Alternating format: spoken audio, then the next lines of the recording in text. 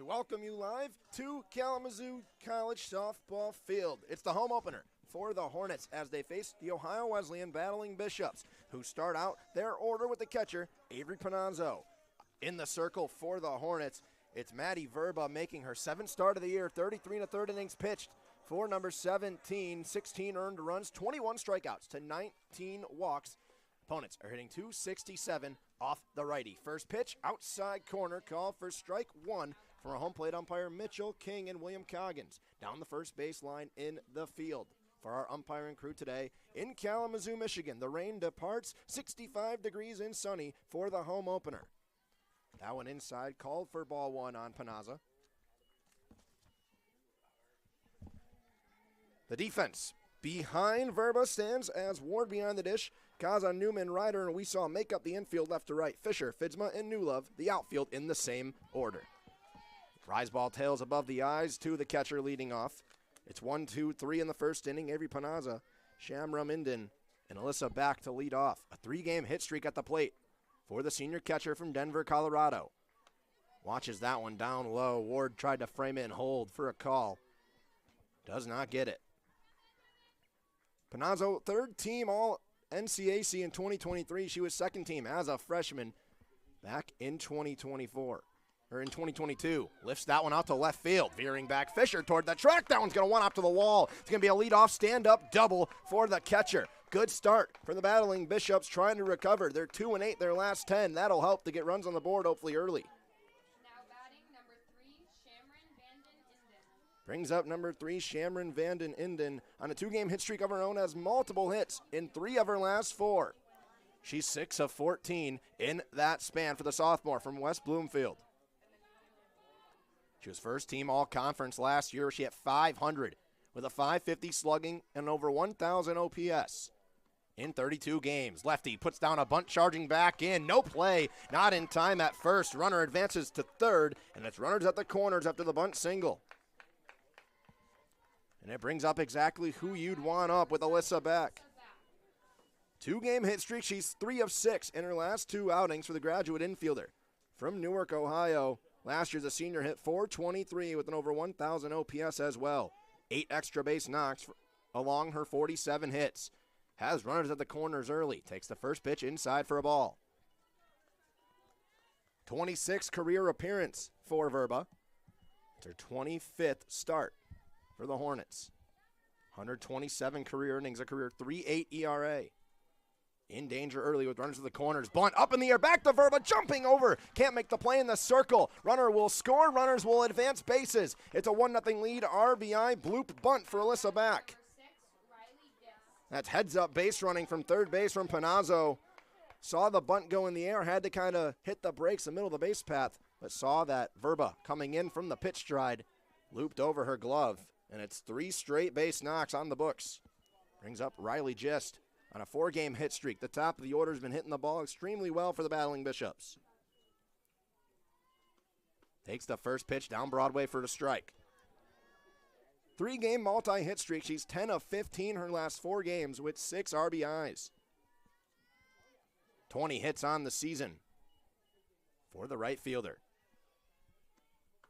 That one outside can't be pulled back in by Ward. 2-0 runs the count. The sophomore from Delaware, Ohio. Played 18 games last year. The freshman hit .207 with a .591 OPS. This year in 51 ABs, 14 games, at OPS at .882. That one a jam shot in on the hand, spins back to the netting for the first strike of the AB.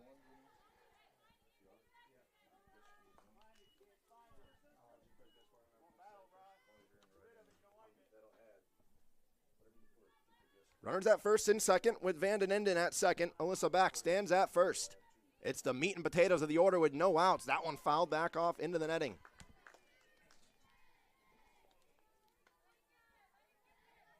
RBIs on the year for Riley Gist. Struck out 3 times on the season. And trying to follow suit of the top of the order. That has all got on base via hit. Probably won't work out here. Popped up in the infield, moving over. Ryder fights the sun, makes the play for the first out of the inning. Brings up Sophie Leonard, the first baseman, the senior from Upper Arlington, Ohio. 3-game hit streak of her own, has hits in all but one game this year throughout her 9 games played. But has exactly one base knock in every single one, hitting .286 through 28 ABs. .596 OPS for the righty. Jammed on that one, fouled it off in on the hands. Good spot for Verba to live. Can be very tough for hitters to kind of pull away. Keep your hands on the outside of that.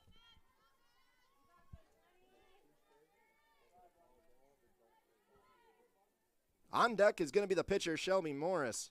It's a big wave and a miss, low and away from Leonard. Really good spot as well, changing up the eye levels. About belt high inside and then low and away. Gives you a lot of opportunities on the 0-2. I'd expect a waste pitch. Ward needs to be sharp behind the dish to keep the runners put if it's in the dirt. The waste pitch, rise ball up and away. Tried to get a chase.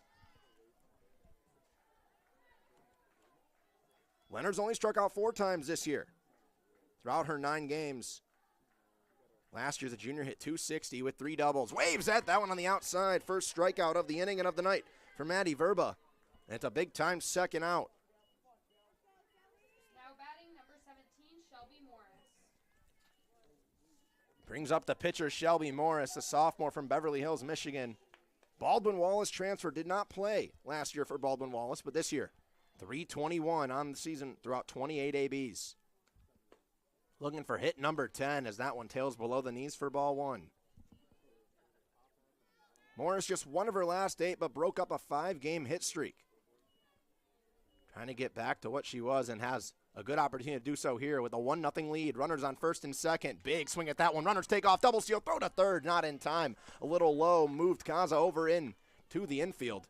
And it's a double steal. Now a hit into the outfield would probably make this a 3-0 ball game.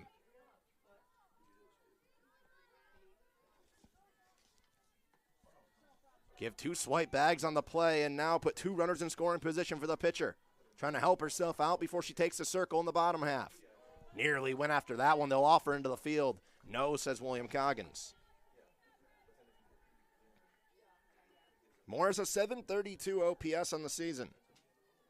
Just 1 extra base knock throughout her 9 hits, but 4 RBIs early on in her sophomore year. That one on the outside. That had some pretty spin on it from Verba. Big time strike. Despite the double steal, just 1 pitch away with 2-2 away. 2 runners on. Vanden Inden stands on third, back on second. 2-2, jam shot in on the hands, fouled off. Good piece of a fight for Shelby Morris. Not much you can do as a righty hitter unless you're way in front of that pitch on the inside. Very difficult to get your hands tucked in and extend. It's been 2 straight outs on the bump for Verba. Looking for a big third one. That one popped up. It'll leave play and will fight another pitch. This will be pitch number 7 of the at-bat. We still remain at 2-2. It was 3 base knocks to start this inning. Double, single, single. Avery Panazzo, the only one to come around to score. The others stand in scoring position. 7th pitch of the AB, rise ball, nearly went after it. Stepping out of the box, going towards it was Shelby Morris. But she fights to stay alive, left it off, payoff pitch. McKenna Isley, the DP, stands on deck. First base is open. Want to try to get out of this inning before any more damage is done. That one popped up in the infield, tailing back into foul territory. Charging in to make the play from third base is Kyaza. Leadoff double comes around to score on the RBI. Bunt bloop single from Melissa back. But after that, it's 1-2-3 to Strand 2. Kalamazoo down 1 as they go to their respective half of the first inning here in the home opener.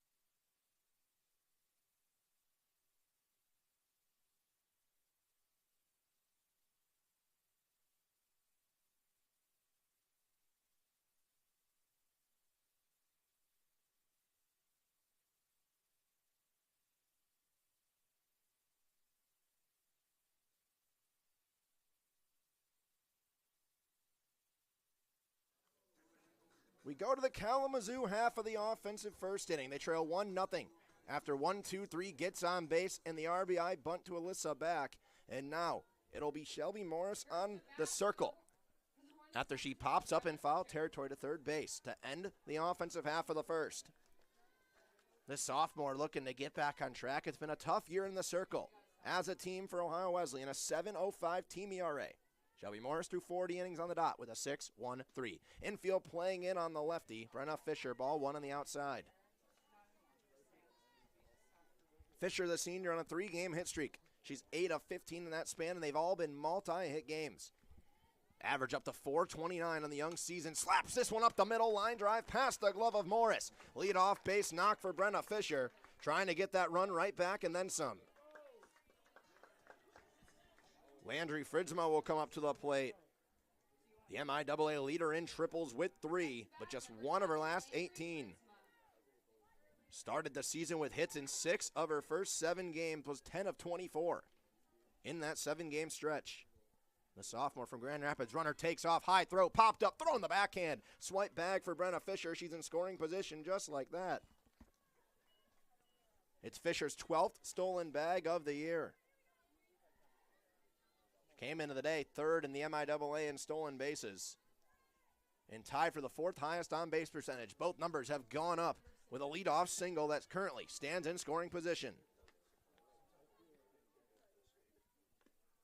That one outside, dancing over at second base, getting the attention of Panazzo behind the dish with Fisher. Fridsma with 12 hits on the year, hitting .279 with an .866 OPS. Takes that one inside. It tails into the chalk. Hefty hitters count at 3-0. 7 RBIs on the young season. Hit 18 last year as a freshman. Last year with 6 doubles, 2 triples, and a home run. 3-0 pitch finds the zone for a strike. Still looking for the first long ball of her sophomore year, but 4 doubles and 3 triples early on. Has scored 16 times. And she'll take a walk over to first. Ball 4, it's her 6th walk of the year. It's on base at a .354 clip and climbing. Back-to-back base runners have reached, and the stolen bag really means nothing. Would have moved up nonetheless. Jordan Weesaw comes to the dish, also has 4 doubles on the year. Tied for 10th in the MIAA in that aspect. That breaking ball tails to the knees and finds the zone. We saw the first baseman today for the Hornets. The sophomore from Portage, Michigan. Last 3 games, 5 of 13, and she watches that one miss. Has played 10 games on the year, has hits in 7 of them. At the moment, throughout 35 ABs, a .400 average, a .743 slugging. Watches that one tail all the way into the left-hand box. 31 walks this year as a team for the Battling Bishops in the circle. Throughout 89 in the 3rd innings. One today as threatening with one right there, but that one finds the inner black. They've also let up 163 total hits as a staff. Once again, throughout 81 in the 3rd innings. That one jam shot through the 5-6 hole into left field. Rounding third, coming home will be Fisher. The throw from left field from Warrett is not in time. Brings the catcher into play, trying to advance. Came off the bag, still safe at third. Is Fitzma, heads up, base running from the center fielder. It's an RBI single for Jordan Weesaw, her 13th of the year. Tied back up at 1. Really good heads up play from Fitzma, the center fielder.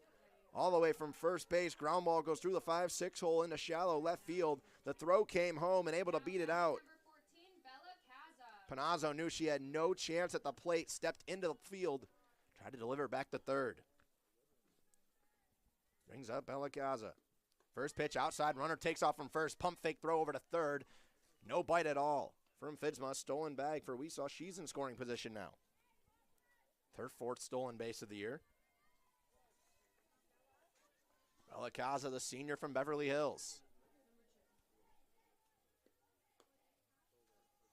That one misses zone 1-1. A career .334 hitter, making her 121st appearance in a Kalamazoo jersey. Career 78 RBIs, 9 have come this year. That one called for a strike on the outer black. 12 games played in her senior year. Just one of her last 13, that average has dipped below the Mendoza at 194. 1-2 count outside. It popped up Penosa. 2-2 runs the count. 608 OPS, 1 double and 1 long ball on the year. 32 doubles and 12 long balls in her career. Has a 2-2 count. Now chops to one back to the mound. Good glove for Morris. Chucks the runner at third. Gets the out at first. Keeps the runners put. Big first out for Morris in the circle. The PFP retires Gaza at first. Keeps Weesaw at second and Fidsma at third. And it brings up Macy Ward. Now batting number 2, Macy Ward. Macy Ward on a 2-game hit streak. She's 3 of 8. The freshman is having a nice freshman year. Outside corner, call for a strike.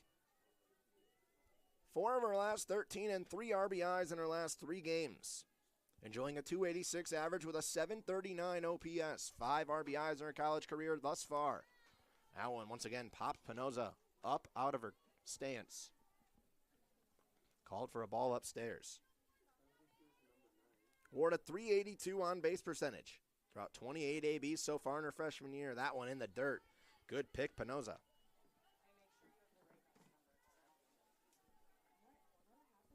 2-1 runs the count to the 5 spot. 1 away, runners on second and third. Emanulov stands on deck. That one tails at the knees. Luck of the draw for Shelby Morris. Strike 2 called. Want to do anything but load the bags for the right fielder on deck. Looking for a big-time second out, hopefully to keep the runners put if you're Morris. Ward outside leaning, puts that one over to second, moving over Tuttle. She'll flip the first. It'll drive in a run, advance. We saw to third. It's an RBI for Macy Ward, and it makes it a 2-1 Kalamazoo lead.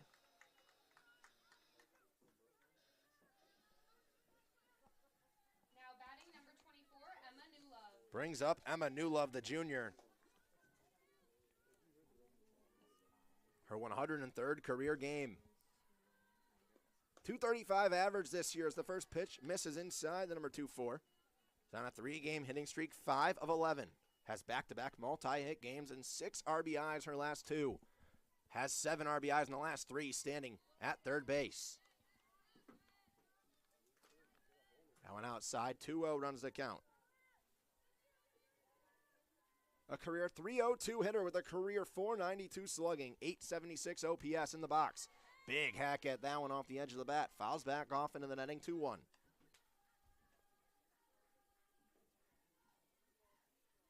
Last year had 12 doubles and 5 home runs. Led the team in slugging doubles and long balls. Slugged .570 last season. Gets under this one, high in the air to right field. Gist moving back at the track. It goes off the top of the wall. It'll be an RBI, rounding second, going to third. Relay throw is not in time. Cut off at the stand-up RBI, wall scraping triple. And it's a 3-1 ball game. Nearly at home run number 11 of her career. Instead, it'll be the second career triple for Emma Newlove.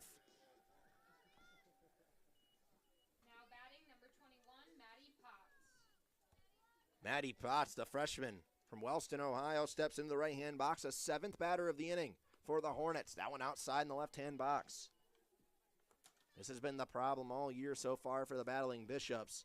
They average just about 5 runs per game, but as we talked about, over 7 on the defensive side. 1-0 count to Potts. She waited on that one, wanted to turn. She left it off for ball 2.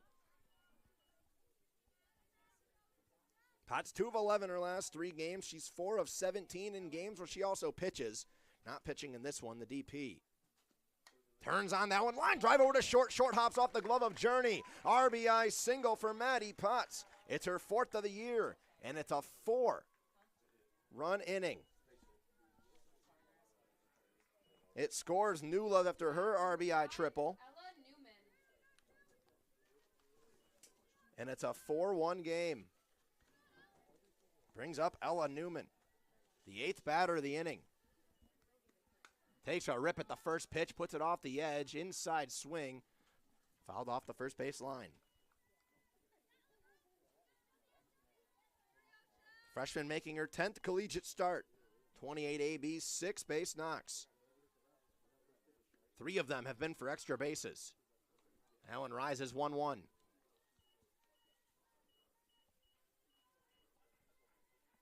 J.C. Ryder, the 9-hole, stands on deck, and then the offense to keep on moving could bat around. 1-1 pitch low in the dirt, wanted to go after. Check swing they offer, did not go. Newman with 9 RBIs so far in the season. 0 for her last 8. It broke up a 3-game hitting streak. The average sitting at 214. That one outside for ball number 3. She was hitting .300 with over a 1,000 OPS the first 9 games of the season. That recent cold stretch, so young into the season, can drastically change your numbers. Still sitting at a 758 OPS. Sits on that one, jammed off the hand, blooped down the right field line. It'll drop fair. Not all hits are created equal, but it's another single and another base knock, the 5th of the inning for Kalamazoo. Runners at the corners for the 9th batter of the inning, J.C. Ryder.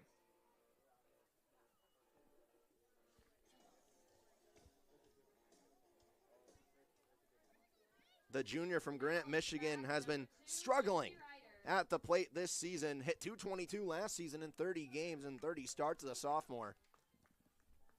Had a really rough trip. Started the season 0 for her first 17, but 2 of 8 since. 2 hit by pitches and 2 walks as well in the last 2 games, finding a way to get on base. First pitch nearly makes its way all the way to the backstop. Might have scored Maddie Potts all the way from third base with the wild pitch. Potts on third, Ella Newman on first. Expect Newman potentially to take off, even though she has no stolen bags. We've seen aggression from Kalamazoo early on. That one misses his own as well.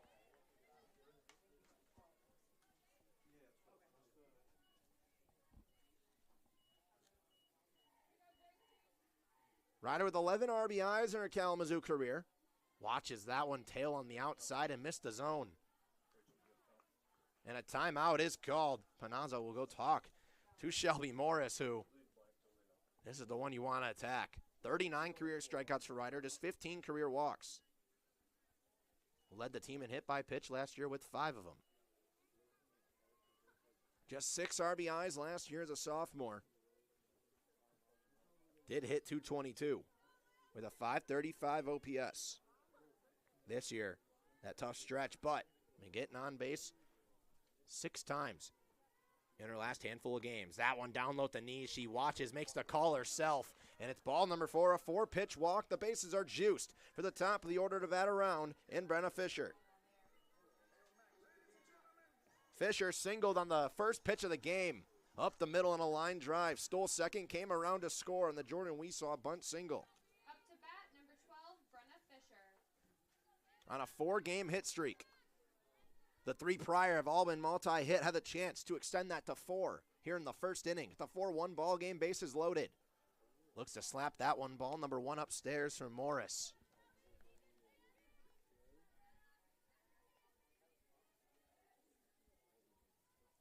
Fisher only has 1 RBI on the season out of the leadoff spot. Slaps this one over to short. In on the play's journey, cross diamond throw in time. 4 runs come across, the bases are juiced with 2 away, but it's a 6-3 put out to strand them that way. 4-1 Kalamazoo after 1 inning of play here at the Kalamazoo College softball field.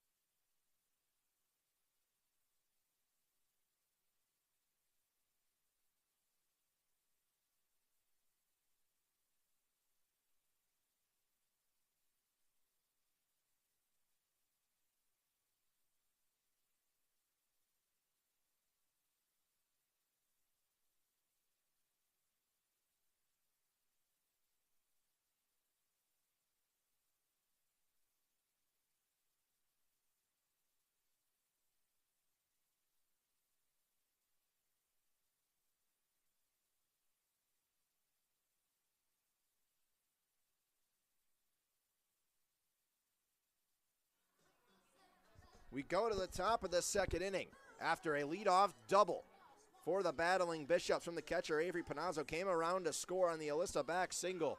Kalamazoo responds with a 10-batter, 5-hit, 4-run inning. They strand the bases loaded, however, and now roll over to the second with a 4-1 cushion for Maddie Verba. She faces the bottom of the order, 7, 8, 9 due up for the Battling Bishops. McKenna Nisley, the junior from Washington Courthouse, Ohio. First pitch at the knees, call for strike one from Verba. A 2-game hit streak at the plate with a DP today for the Battling Bishops. Hitting .212 on the year, 33 ABs, making her 11th start. Had just 2 ABs as a sophomore. Saddles in with an 0-1 count. Verba sets, fires, delivers outside, put foul into the netting. 1 strikeout in that first inning for Verba. Quickly has 2 strikes and the leadoff hitter. It's so important for a pitcher to get the first out after a big offensive inning where you sat on the bench for a while.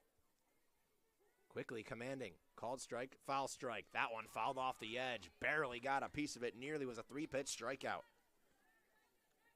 Abby Warrett stands on deck. And that's McKenna Tuttle, the 9-hole in the second baseman. Fourth pitch of the AB, still an 0-2 count from Verba. Spins the ball on the right, sets, fires, delivers, down low. Skipped across the dirt, scooped up by Ward for ball number 1. Kalamazoo trying to recover from the 2-3 record their last 5 after a 4-1 start. Ironically, that's the score here. Rise ball at the eyes. Swung on and missed by Nisley, and it's quickly the second strikeout of the day for the first out of the second inning. Brings up Abby Warrett, the freshman. Number 22, Abby Warrett. Catcher and outfielder playing left field today from Centerville, Michigan on a 3-game hit streak. Her 12th career game for the Battling Bishops. Quickly swings through strike number 1. Verba has yet to throw a pitch out of the zone. Well, scratch that. Strike 3 to Nisley was well out of the zone, but was swung at for a called strike. 286 average on the year for the freshman Warrett with a 610 OPS. That one down low for ball 1. McKenna Tuttle stands on deck. The last 4 batters have been retired by Verba after the first 3 reached. Trying to get that scorching hot offense right back out onto the diamond. 1-1 sets, fires, delivers at the knees. Call for strike number 2. Warrett has only struck out 2 times in her career. 4 of her last 9 at the plate. Has not struck out during that span. But quickly behind 1-2. Verba sets, fires. That one tails a little bit too low for her home plate umpire's liking. Mitchell King calls ball 2.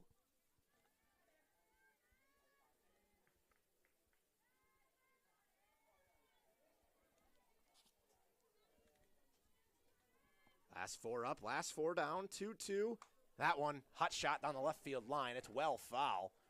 It'll tail and nearly get out of play. Hit at the base of the fence, right in front of the batting cages. Abby Warrett, no career extra base knocks throughout her 10 hits.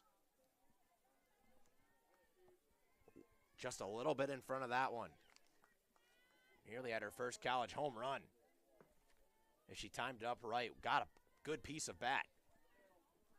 It's hard to step back in as a hitter as well when you do that. And find the barrel. 2-2, down low, call ball 3. Count has worked full. 81 strikeouts last year for Verba, but 49 walks in 93 innings this year. Just 19 walks in 34 2/3 now. That one put a hot shot over to third. Good play, Kaza from a knee over to first. That's perfection from the hot corner. And it's quickly 2 up, 2 down with a little bit of help from third base. Now batting number 4, McKenna Tuttle. That was a beautiful play at third. And now brings up the second baseman, McKenna Tuttle. The senior from Richmond, Kentucky, was a first team last conference. Hot shot again to third. Back-to-back hot corner masterclasses from Kaza. 1-2-3 in the top of the second. Kalamazoo scorching hot offense back in the bottom.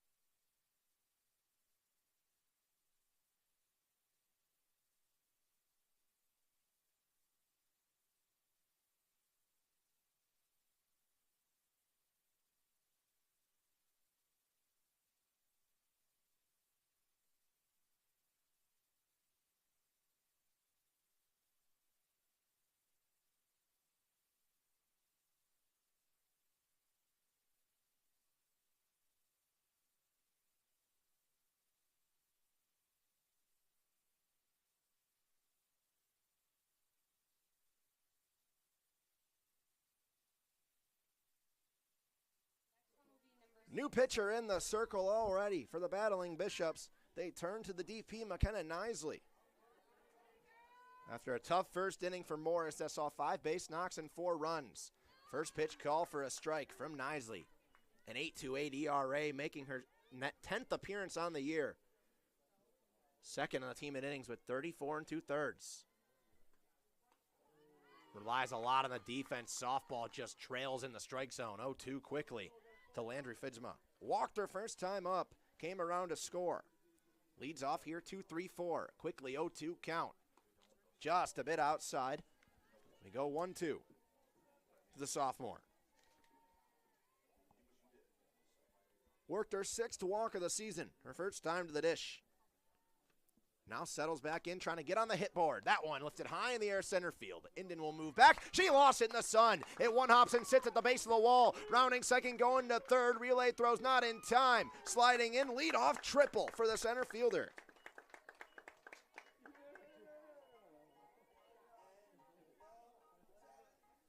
Just kind of kept on going on Inden in center field, battling the sun, using the glove as shield. Could not track it, just sat at the base of the wall. It's enough for Fidzma to get a triple. Her 4th triple of the year for the leader in the conference. First pitch down low, skips in the dirt to Jordan Weesaw. Singled her last time up. Came around to score as well, stole a base as well. Watches that one down low for a 2-0 count. Already 1 RBI on the day for 13 on the year for the sophomore. Has a good chance here to get number 2, up 3-0 early in the count. Had 25 RBIs last year as a freshman with 9 doubles. 4 doubles this year and 13 RBIs with 1 already today. The OPS over 1,100. Auto take on the 3-0 down Broadway. Call for strike 1.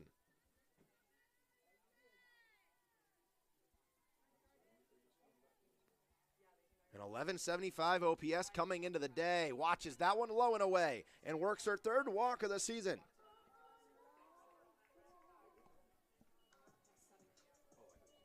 Brings up Bella Caza. Up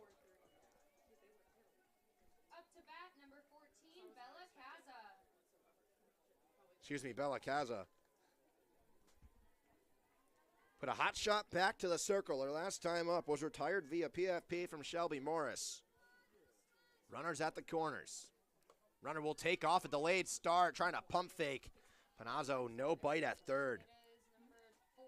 Weesaw will steal her 2nd bag of the day, the same exact way she stole the first. And a visit already from head coach Casey Cunningham. Early on, control issues and just trouble for the pitching staff. I want a word with McKenna Nisley.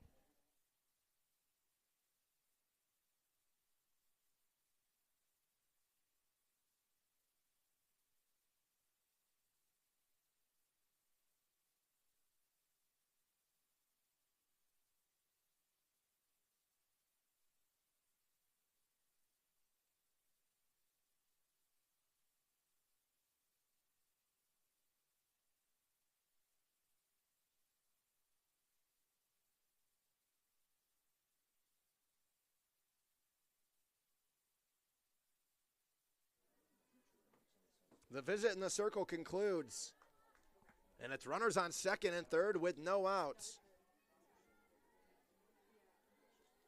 Bella Caza. That one outside, low and away, called for ball 2. For Nisley, want to make sure you get a hold of this inning before it gets too little too late. Has 3 outings on the year where she's given up double-digit hits, and 2 more where she's given up 9. That one on the inside does not get any help. 3-0 runs the count.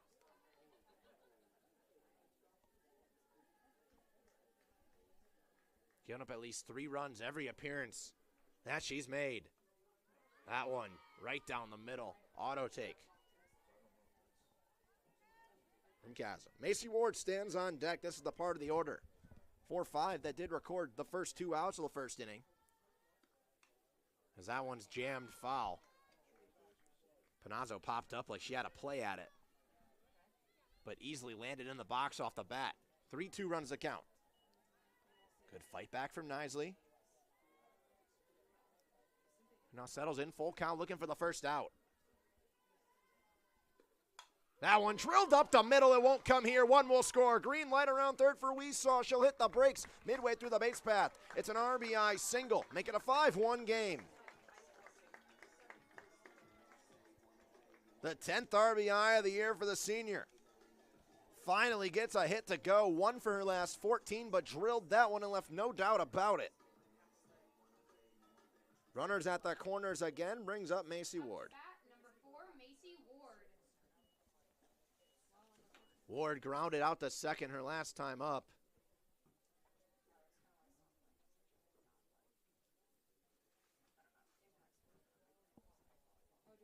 Gonna get a pinch runner over at first base.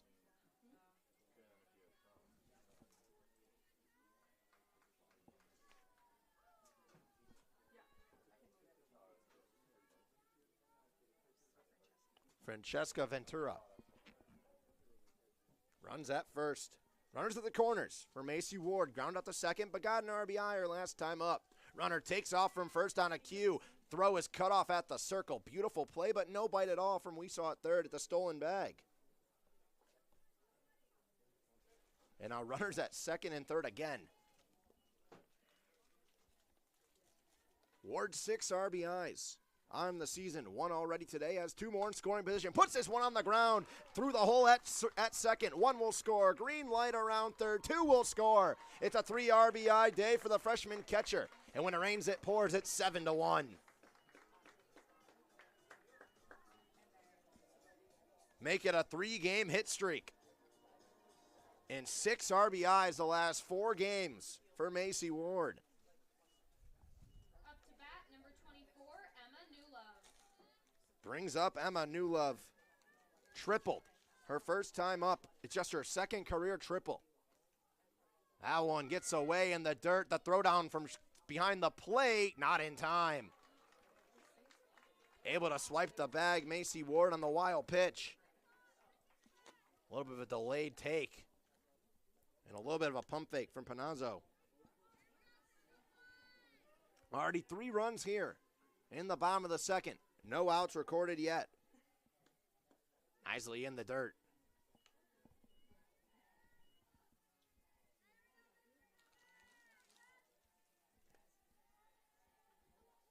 Newlove, the RBI triple her last time up. It was her 74th career RBI, her 10th on the season. She watches strike number 1 on the outside black. Stands 14 hits away from 10th all time. 15 coming into the day. The chance to make that number 13, but won't be able to do so if the softball's nowhere near the strike zone. She's also 4th all time in RBIs, 5 away from first place after her RBI triple in the first. She won't be able to cut into that indent. Takes ball 4 upstairs. Trots over to first. Now runners at first and second. And make it 5 straight to reach here in the second inning. Now batting, number 21, Maddie Potts. Maddie Potts singled her last time up. Got her 4th RBI of the season. That one tails into the left-hand box. 7 hits on the year. None for extra bases for the freshman. But was 2 of 11 her last 3 games coming into the day. Had a really nice single through the left side her last time up. Has a chance here with 2 ducks in the pond as a circle visit ensuing once again, trying to calm down Nisley.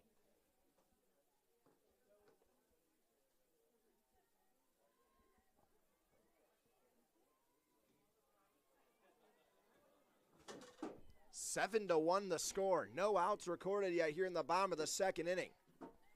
2 runners on. This one inside, clips the corner. It's the bottom of the order now, 7, 8, 9. Potts singled, Newman singled, and Ryder walked their first time through. With the top of the order set to roll over for the 3rd time. Frozen, strike 3. Watch, that one will go down looking. The umpire made the strike 3 call, but I believe it was only 1 strike before that. Botts kind of looked confused. Coach Dimestad on the third baseline looked confused. And now the umpires will talk about it.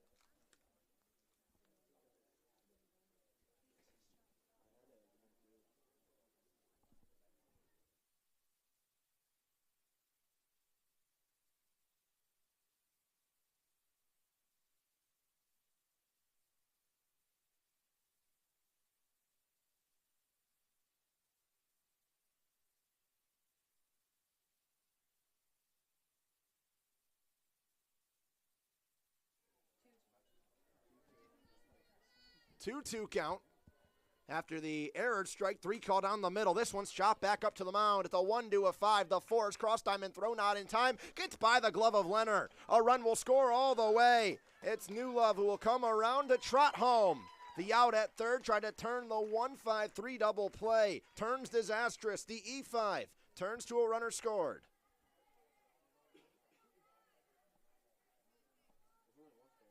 So Macy Ward retired on the 1-5 put out, trying to go from second to third.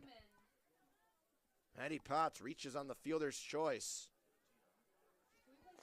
And it brings up Ella Newman. 1 out in the inning. 1 runner on. Already 4 to come across. That one in the left-hand box, left off.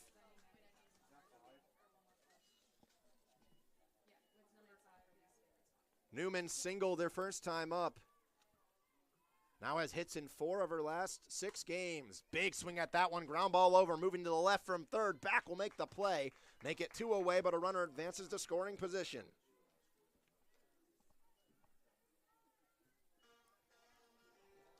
Brings up J.C. Ryder to the dish. Walked her first time up. It was her 3rd walk of the year, her 16th career walk. In her 76th career game at Kalamazoo. Just 2 hits on the year, no RBIs. Those 2 hits have come in the last 3 games. Strike 1 at the knees.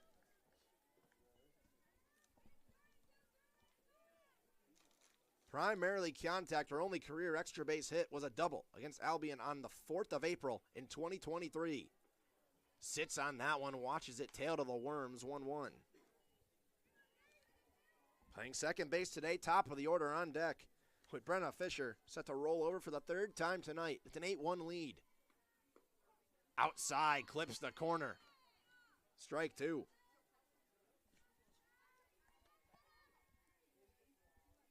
After the first 5 batters reached via a hit or a walk in this inning. Fielder's choice for the force out at 3rd, and then a good play from back. That one way outside. Pops up Panazzo.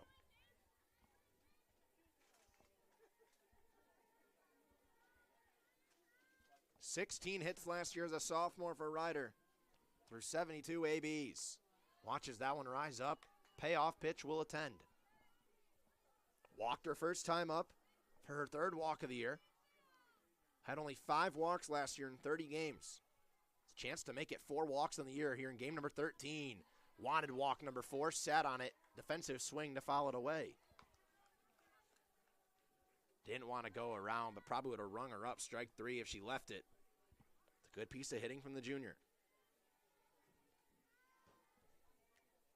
Maddie Potts stands at second. 3-2 pitch, outside, called, strike 3. Cardinal Sin flipped the bat back before the call. She'll pick it up, take it back to the dugout, and grab the glove to second. 4 more runs come across the board. 8 runs, 8 hits on the game for Kalamazoo. We go to the 3rd.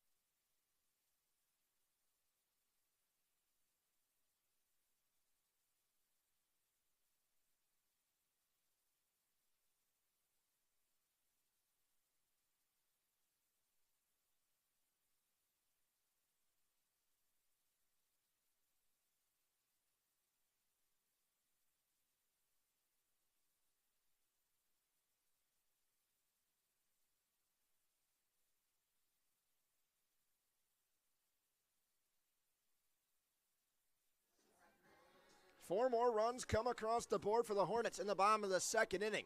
They go to the top of the third and hand it back off to Maddie Verba, who worked a 1-2-3 through the bottom of the order in the second, but now has to face the part of the order that has the only 3 base knocks of the day for the Battling Bishops. Top of the order, Avery Panazzo doubled their first time up, came around to score. Avery Pinoza.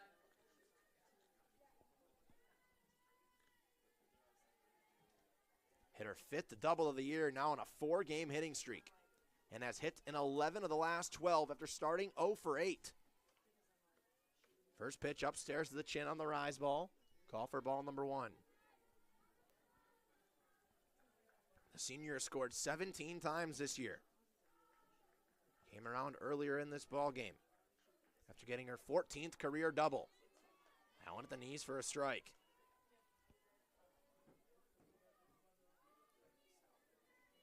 Nearly caught a runner stealing as well on a wild pitch in the dirt. Back in that bottom of the second inning, just missed it on the backhand. Wanted to go after that one on the rise ball. Tailed off and left it off 2-1. Panazzo came to the day hitting .366 with a .944 OPS. Turns on that one well in front, will follow it into the cages. That one just spun in on the hands, was way in front of it. Timing just a bit off, 2-2. She'll step out and await.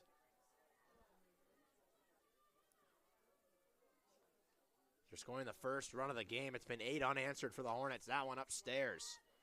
Runs the count full. No walks today so far for Verba. Has 2 strikeouts. One of those numbers could change here in the payoff. She settles back in, delivers to the catcher, Panazzo. That one drilled out the left field on the line, moving over to the gap. Diving play can't be made from Fisher. It'll go all the way to the wall. The catcher will go to second. She'll stay put right there. It's 2 doubles on the day and 2 leadoff doubles on the day for the catcher for the Battling Bishops. Last time she came around to score. See if the midst of the order can try to answer the 8 unanswered runs from the Hornets. Now batting number 3, Shamron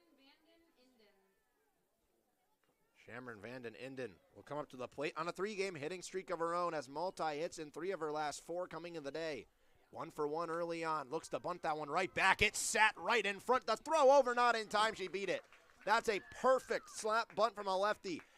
The spin on that ball was sensational. It hit about a foot in front of the bag, and it just sat there. Maybe helped out by the wet dirt from the rain earlier today. Now batting number 7, Alyssa Back. Now has multi-hits in 4 of her last 5. Runners at the corners. As Panazzo advances to third, Alyssa Back comes up to the plate. Back the RBI bunt in the first. Goes after that one, a golf swing low and inside.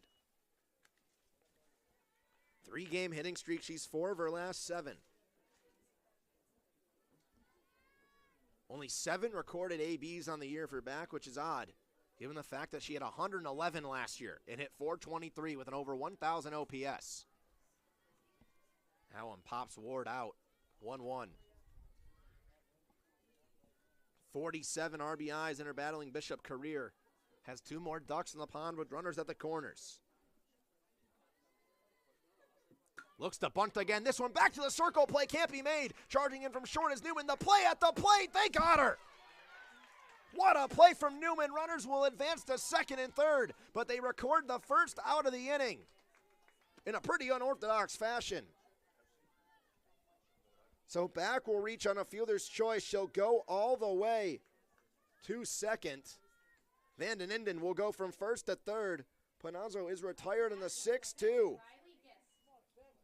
Brings up Riley Gist. Popped up to second base her last time up for the first out in the first inning. Watches that one down low. Had runners on second and third in that at-bat as well. Has runners at second and third again.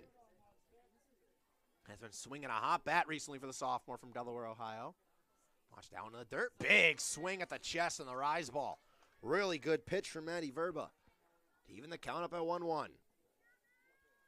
Verba's been getting help from the defense. 2 big plays at third last inning, and then Newman charging in from short on that one that just went off the webbing of the glove on the pop-up bunt. Down low, Ward couldn't get the benefit of the doubt in the call. 2-1 runs the count. 14 RBIs on the year for the battling Bishop right fielder in the right-hand box. Nice staggered swing, takes a big one, big hack at that one. Foul off the netting.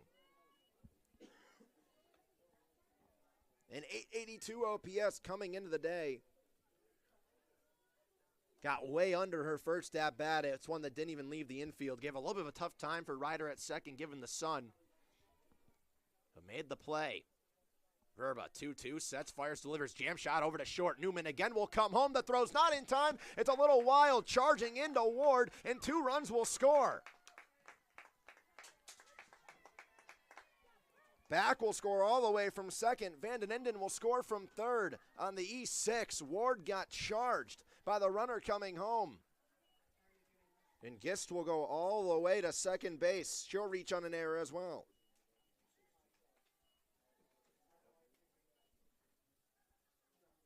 I want to make sure your catcher's okay. That's a good answer. 2 runs come across the board, maybe not in the fashion that Coach Case Gunningham was hoping for. More so Kalamazoo letting them come in themselves. Newman had a chance at the plate again. Just rushed the throw on the transfer as the ground ball kind of spun and died in the field of play.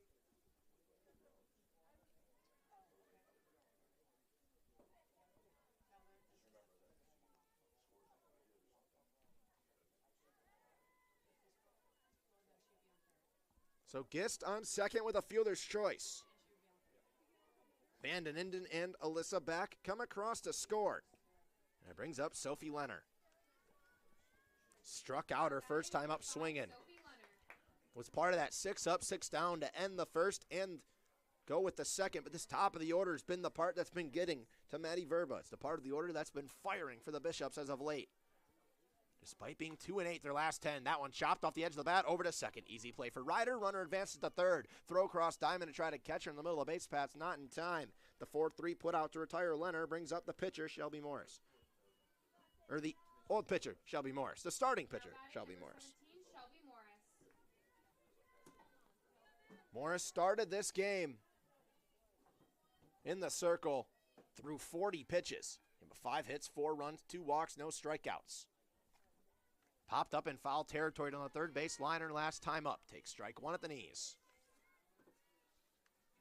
Was on a 5-game hitting streak, but now 1 of her last 9.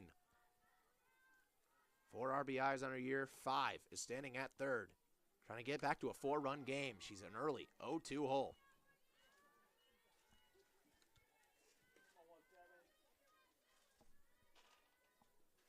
The Baltimore Willis transfer has only struck out 4 times on the year throughout 28 ABs. But an early 0-2 count. Maddie Verba working quickly, sets, fires, delivers. That one weakly blooped over to second. Another pop-up. This one's in fair territory, but easily caught by J.C. Ryder at second base. 2 runners come across to score on the error, but 1 more is stranded at third base, and it's an 8-3 game going to the Hornet side of the third.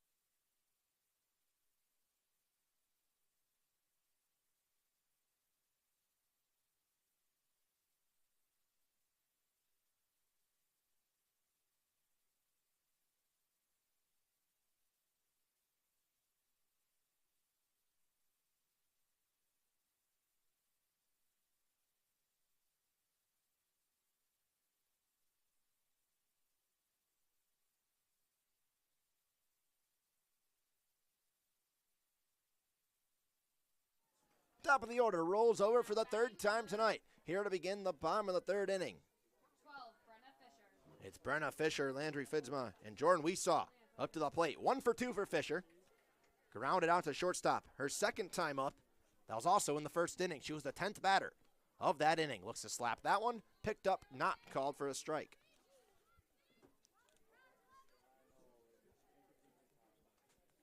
One-0 count for Fisher, who's on a 4-game hitting streak, 9 of her last 16. All 3 of the games prior have been multi-hits. Up 2-0 early in this count. 19 base knocks and 43 ABs. 44, excuse me. It's come across the score 16 times. Still looking for the first extra base knock. In a Kalamazoo uniform, look to lay down a slap bunt, pulls back as it's ball 3 inside. Transylvania transfer. Also played junior college softball at Kalamazoo Valley. 75 games played at the JUCO level, hit .361 with an .881 OPS.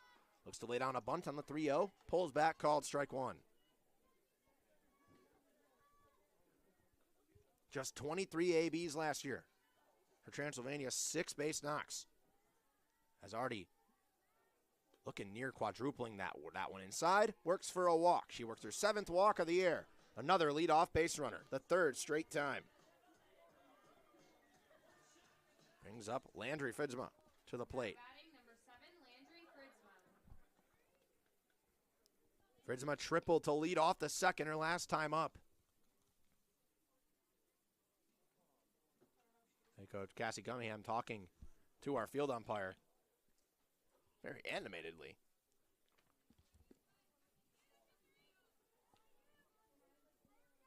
But we play on with Fridsma at the plate. Fisher, 12 stolen bags on her year, 3rd in the MIAA in stolen bases, stands over at first. Expect her potentially to take off again. She wanted to, pulls back and goes back to first.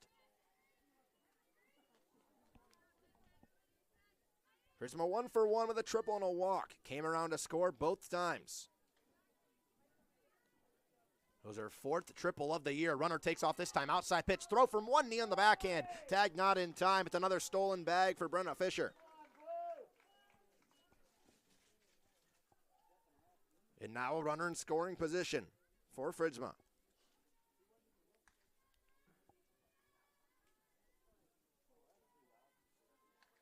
"13 hits on the year for the sophomore. Jammed on the hands on that one. Blooper toward the dugout off the very edge of the dugout. No play for Leonard. Game of inches. Veers away and gives another chance for the Grand Rapids native. 7 RBIs on the year. 18 last year as a freshman. That one outside, got her leaning over the dish. Called ball 2.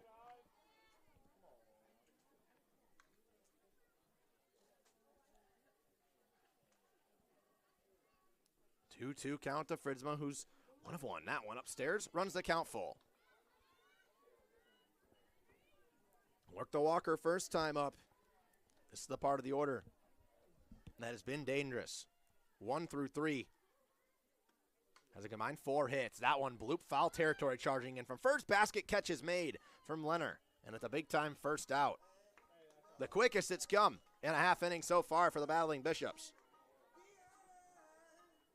Brings up Jordan Weesaw to the dish. 1 for 1 as well with a walk and a single. Had an RBI as well back in the first inning. That one at the knees, call for a strike. Picked up her 15th hit of the year, making her 11th start of the campaign as well today. Watches that one outside, tail in the left-hand box.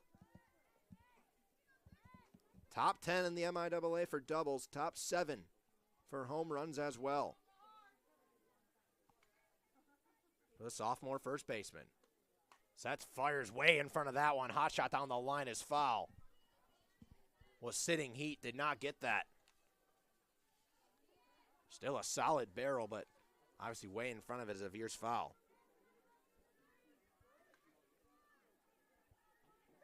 6 of 14 in her last 4 games, this being game number 4 in that span.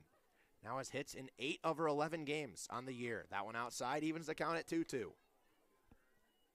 We're kind of nicely the story right now, and in her work has been, if it's a strike, it's a strike, but if it's not, it's nowhere near.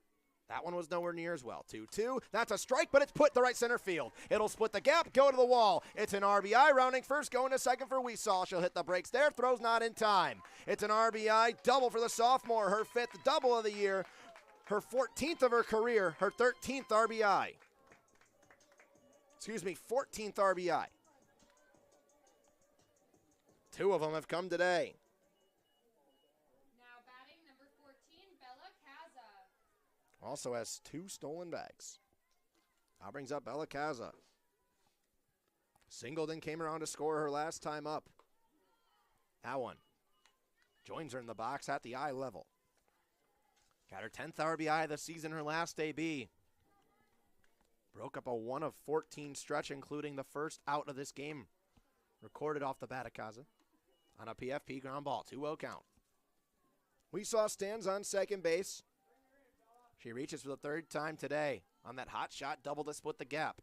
She's scored every time she's reached so far. That one, hot shot the first. In and out of the glove of Leonard. She'll pick it up, tag the bag, no throw over to third. Runner advances to third base, but a big-time play at the makeshift hot corner for Leonard.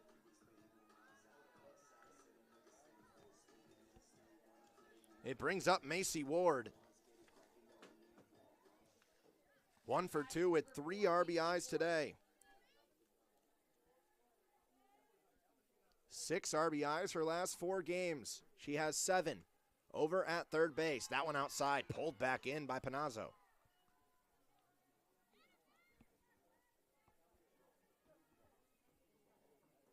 Kalamazoo trying to answer the 2 spot, put up in the top of the 3rd by the battling Bishops. That run stands at 3rd. It'll come home. Line drive blooped into left field. It's an RBI single for Macy Ward. Have a day, make it 4 RBIs in the first 3 innings for the freshman catcher. Brings up Emma Newlove, and the inning carries on. It was a bit of a 2-out rally in the first inning for the Hornets. Now brings up Newlove. Takes strike 1. 1 of 1 with a walk and an RBI triple for Newlove. 10 RBIs on the season for the junior. So that's fires, big swing, fouled that one out of the glove of Panazzo. 0-2 count.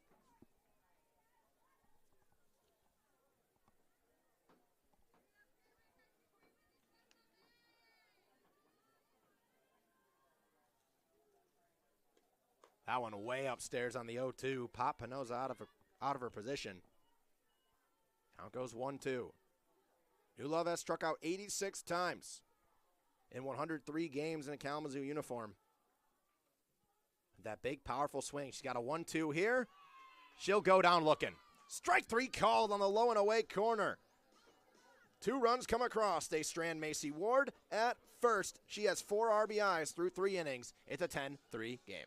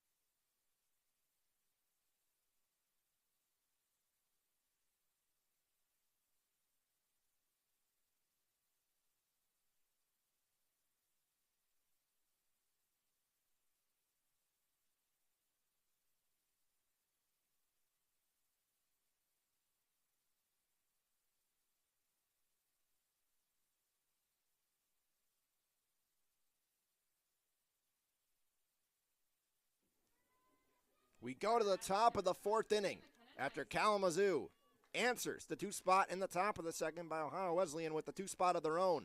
Back to a 7-run lead, 10-3 the score. As we start the first inning, first pitch strike from Maddie Verba. McKenna Nisley will lead off. She struck out to lead off the second inning her last time up. She's one of just 2 strikeout victims from Verba on the day. Puts someone off the edge of that, moving over from third. Easy play, 5-3 cross diamond. Good pick at first from Weesaw on the low throw, and one away once again.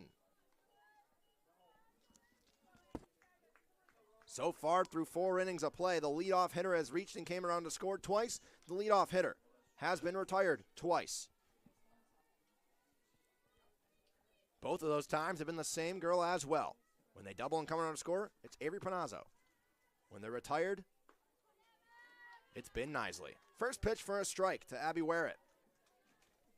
4 of her last 10, but that big play at third from Kaza her last time up. And a good play moving over to the left for the third baseman. 0-1, fouled it off for an 0-2. 4 pitches in, 1 out, and already an 0-2 count to the 8-hole in left fielder, Abby Warrett. The freshman from Centerville, Michigan. 3-game hit streak on the line for number 22. Big swing at that one. Third strikeout of the day for Verba, and it's quickly 2 up, 2 down, 5 pitches into the inning. Brings up McKenna Tuttle, who smoked the softball her last time up, but the line drive directly to the hot corner. Kind of just sums up her last 3 games prior, where she was 2 of 11. Now 2 of 12. It's one of those slumps you get in as a hitter where it feels like no matter what you do, you can't buy a hit. Can be exhibited by her line drive out to third. 0-1 count. 1-1 count.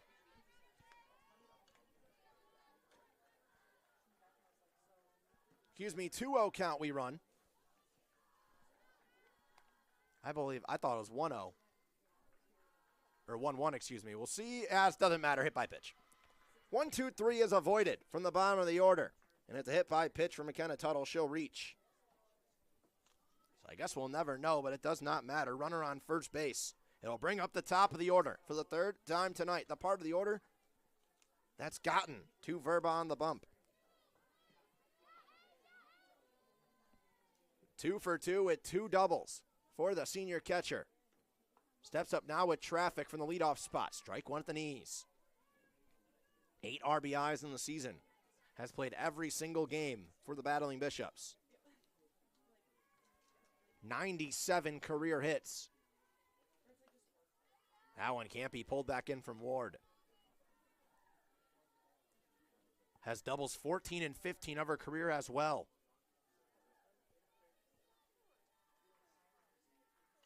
A 4-game hit streak. Fouled that one off into the netting and off the hands. 1-2 runs the count to Panazzo. Big batter for Verba to retire, obviously with the runner on first and 2 away, but especially given this is the part of the order that's been giving her trouble. The only part of the order to get base hits is 1 through 3. The first 2 spots in the lineup have 4. That one, rise ball popped up down the first base line. Battling the sun, backpedaling as we saw. 2 out, hit by pitch, does not matter. Panazzo, the catcher, who has 2 doubles today, pops up on the first base line to strand the runner right there.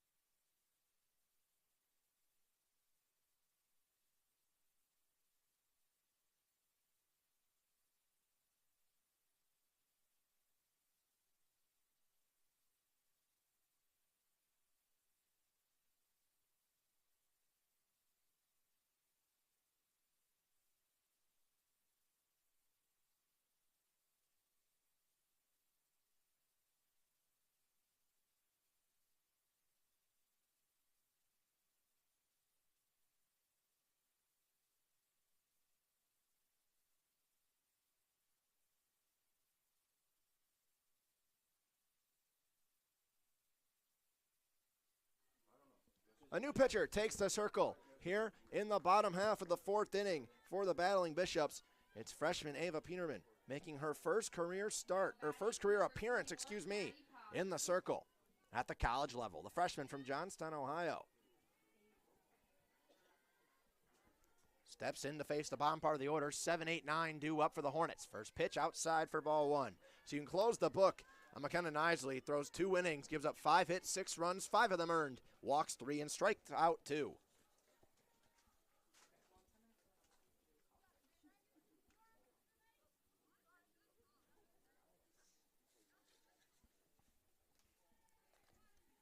One 0 count to Maddie Potts. Has reached twice. Single and a fielder's choice. She's been stranded on the base paths both times. Watches that one inside, loft into the chalk. No call. 2-0.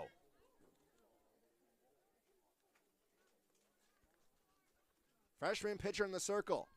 Freshman designated player in the right-hand box. 2-0 count to Potts. See if she has the green light. She does not. They need to see if Peterman can throw strikes. She does so right there, low and away. Potts is now 3 of 13 in her last 4 games. 2-1 count, outside chalk. Does not get the call. From her home plate umpire, 3-1 runs the count. Potts has walked 4 times in her college career. See if she has the green light here, despite 3 out of 4 pitches being out of the zone. That one upstairs, misses for ball 4, and it's her 5th career walk for a leadoff base runner. The other 2 times the Hornets have gotten leadoff base runners, they've come around to score. The other 3 times, Every time it's been a leadoff base runner. Every time they've come across a score. There'll be a pinch runner once again. Maddie Verba, the pitcher, will go run.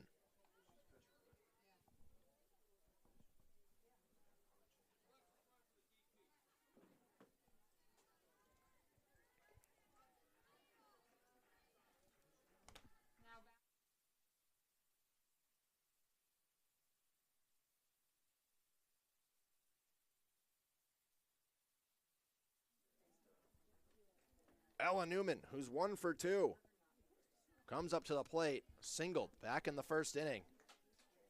Grounded out to third, her last time up in the second. Comes up with Verb on first. The bunt is on down the third baseline, charging in the play at first in time. Runner will advance to second. Sacrifice bunt, 5-3 put out. And it moves up. Verba to second. Brings up J.C. Ryder. Now batting number 2, J.C. Ryder.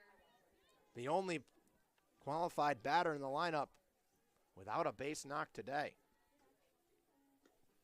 First pitch way upstairs. Did reach on a walk, however, back in the first inning. But looking to get the bat going here in the home opener. Just 2 hits on the year for the junior. 1-0 count. Turns to 1-1 as that one right down Broadway. Struck out looking her last time up to end the second inning. Comes up now with a runner in scoring position. No RBIs on the year for the junior. Chance to get the first. That one way outside, 2-1. 33 hits through her college career here at Kalamazoo. Game number 76. 11 career RBIs as well. 2-1 count. Big swing down the right field line. Tailing foul going to make the play. Can't be made by a diving Gist. The count evens up at 2-2. Top of the order. Set to roll over for the 4th time tonight. Standing on deck with Brenna Fisher. As it's already a 10-hit, 10-run day for the Hornets with number 11 on second base. Represented by the pitcher, Maddie Verba, running for the leadoff walk from Maddie Potts. 2-2 count, inside, nearly hit her. Back foot, 3-2 we run.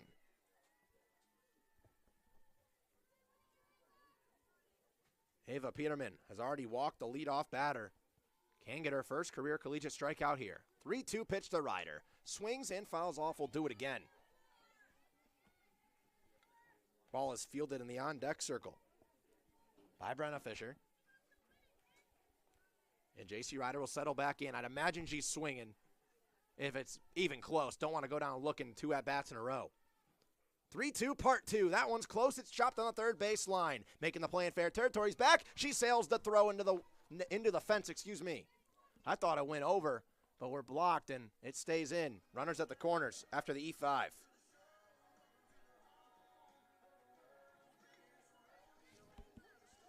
Brings up Brenna Fisher. Now batting number 12, Brenna Fisher. Runners at the corners, just 1 away. Fisher on that 4-game hitting streak. 1 for 2 today with a single and a walk. Came around to score both times. Also 2 swipe bags. Looks to bunt, pulls back. Stolen base to second because there's nobody covering. Ryder the easiest stolen base of her life. For swipe bag number 2 on the season. Now 2 runners in scoring position for Fisher. Looking for her 4th straight multi-hit game. Goes to slap that one. Tails on the inside for a ball. 1-1.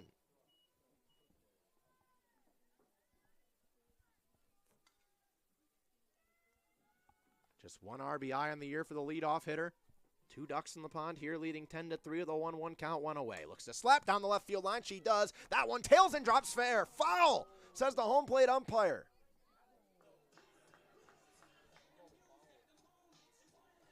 So a borderline call goes the way of Peterman in the circle. Runners will retract. Verba back to third. Ryder back to second. Fisher, who had a full head of steam and a wide turnaround first, settles back in with a 1-2. Middle of the infield playing in on the lefty slap.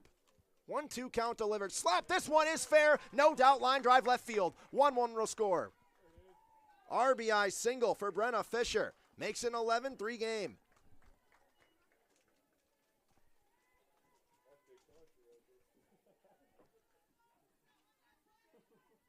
It's her 2nd RBI of the season. Her 2nd RBI in her Kalamazoo career. It moves up.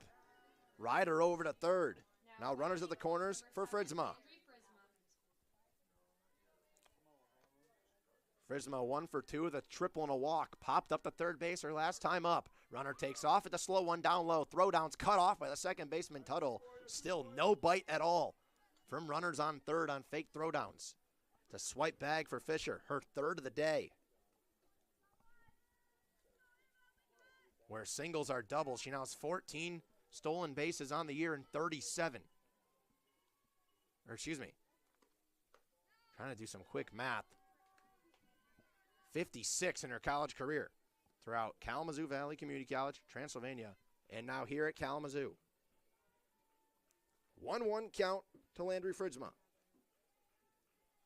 Peterman trying to get out of it, down low, locate for the knees for a strike.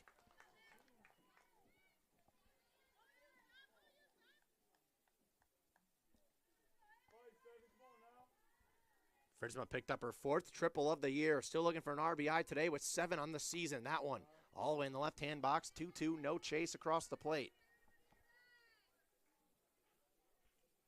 Has had an interesting day of hitting the walk in the first, a hammer triple. All the way to the wall, and then a weak pop-up down the first base line. Trying to pull it in play and maybe drive in 2. She'll get a full count pitch to do so.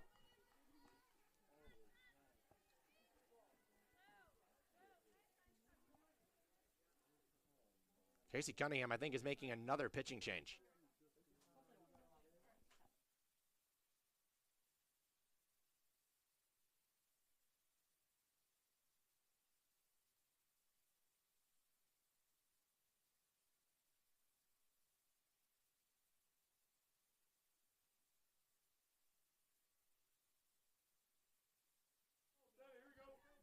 Well, pardon me, Ava Peterman will stay in the circle. There was just a conversation had between Casey Cunningham and our field umpire before this payoff pitch to Fritzma.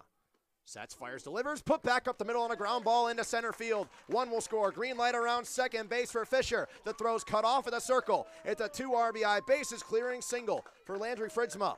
And Kalamazoo leads big here in the bottom of the fourth.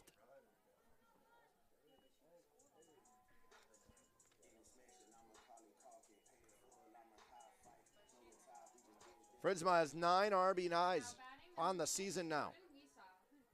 And make it 20 on her season. Brings up Jordan Weesaw. 2 for 2 with a walk and a double. Came across the score 3 times. 13-3 the score.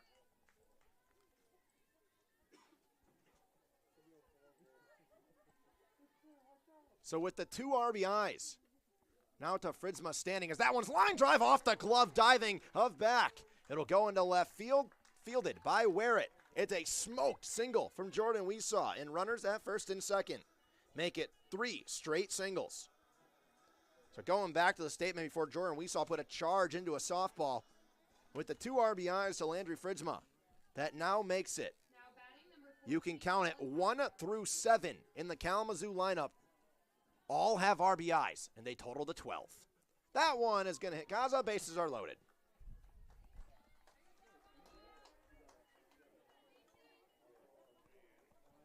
Brings up Macy Ward, who has 2 singles, 2 for 3 with 4 RBIs today.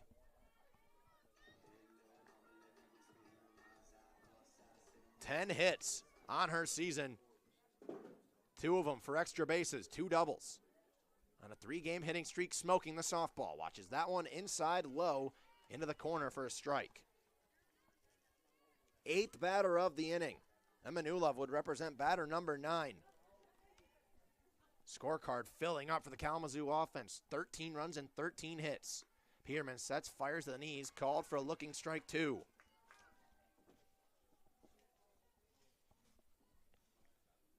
Ward has come up with runners in scoring position all 3 times. And she's delivered all 3 times. 2 RBIs her last time up in the 3rd inning. Now has the bases juiced, but an 0-2 count. 2 pitches low, 1 inside and 1. Middle, down low at the knees. 0-2 count, outside chase pitch, no cigar. It can't be pulled back in by Panazzo.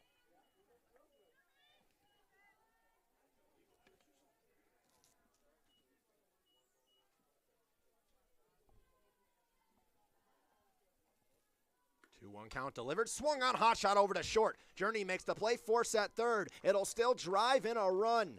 And it's the 5th RBI of the game for Macy Ward. My goodness. She reaches on the fielder's choice. Fritzma comes across to score. Weesaw is out going from 2nd to 3rd. And it advances Bellicaza over to 2nd. 9th batter of the inning with Emanulov, but 2 away. 1 for 2 with a triple and a walk. Takes strike 1 at the knees. Has scored twice as well. So 13 RBIs in the day for the Kalamazoo offense. 1 through 7 in the order. All has at least 1. And Macy Ward has 5.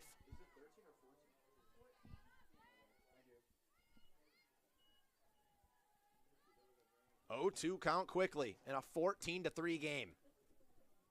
For the 9th batter of the inning, Newlove sets, fires knees, she fouls it off. Didn't want to go, but a good defensive delayed swing.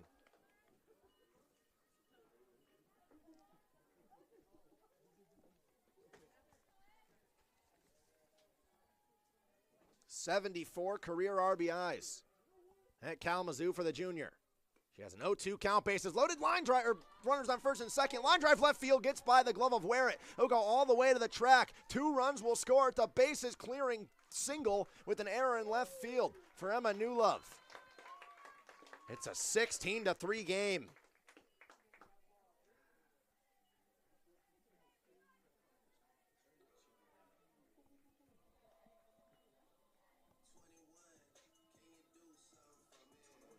Brings up the girl who led this inning off in Maddie Potts, who will re-enter after Verba pinch ran after the leadoff walk.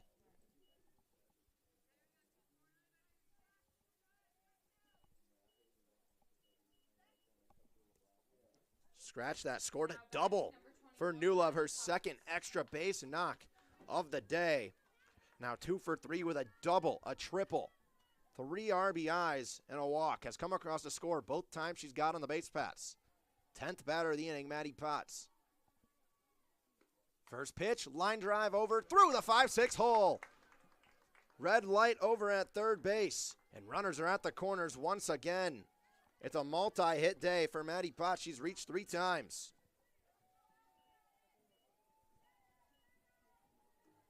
Brings up the 11th batter of the inning, and Ella Newman. Now the longest inning of offense Kalamazoo has had. They had 10 back in the first inning, but the 10th batter of the inning was Brenna Fisher, and she grounded out to end said inning. Ella Newman had a sacrifice bunter last time up. Watches down on the outside, miss for ball number 1.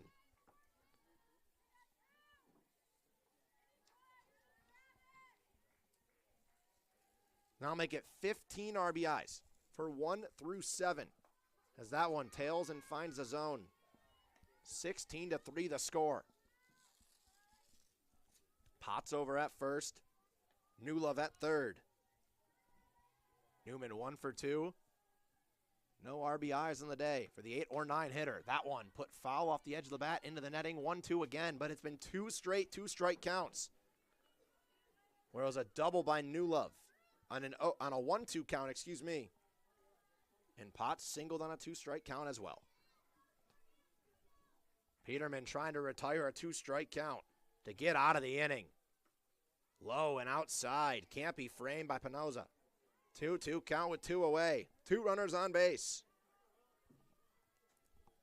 Already 6 runs have come across here in the bottom of the 4th to make it a 16-3 game. Looking for the 16th base hit of the day for the Hornet offense. 2-2 count, 3-2 count. Runners will take off. If Newman can split the gap, I'd imagine Potts may score, likely, from first base. And obviously Newlove would score from third.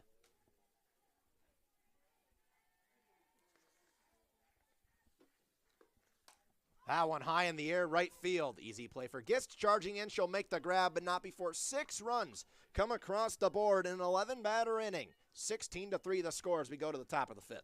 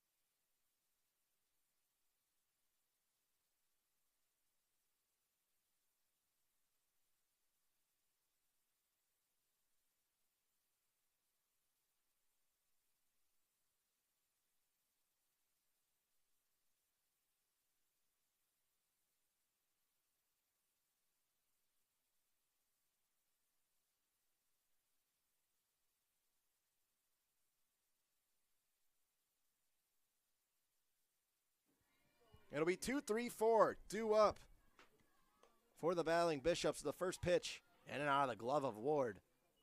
Called for ball 1 to the center fielder, Shamron Vanden Inden. 5th inning of work for Maddie Verba. She's given up 1 earned run, struck out 3. 2-0 count out of the leadoff hitter. She has not given up a hit that hasn't come from the top 3 batters in the order. The only ones to reach have been a fielder's choice and hit by pitch in this bottom part. But here's the 2-hole bunt on the third base line, foul.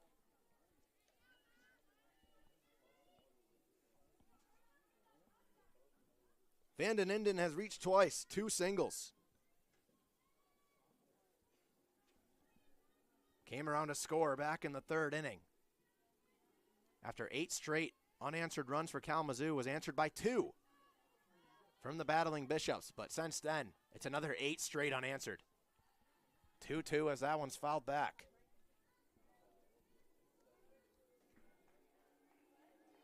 Multi-hits in 4 of the last 5 for the sophomore center fielder.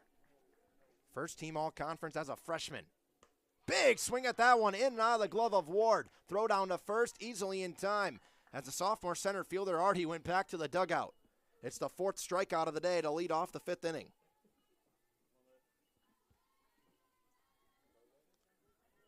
Brings up Alyssa back. Now batting number 7, Alyssa back. 3-game hit streak. Has reached twice today. Came around to score in a fielder's choice back in the 3rd inning. First pitch she sees, labeled on the outside for a strike. The only credited RBI came off the bat of Alyssa back in the 1st inning.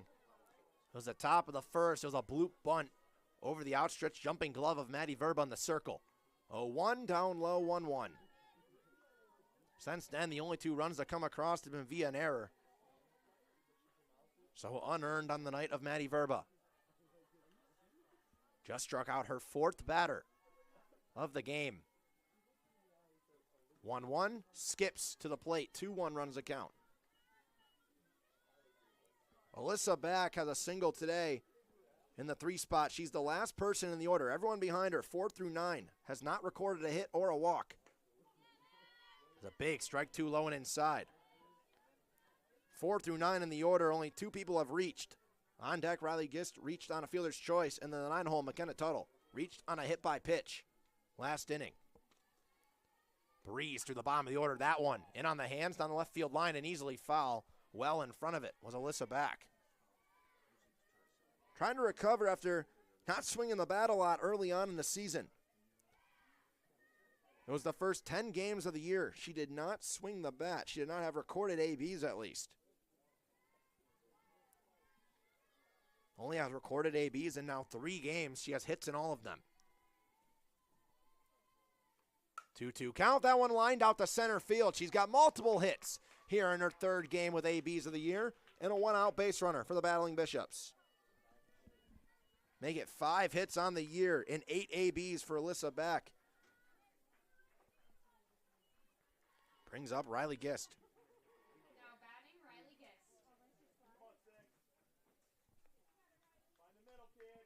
Her 4-game hitting streak on the line. I'd imagine most likely her 3-game multi-hit streak will end in game 1 of this doubleheader, as that one's outside for a strike.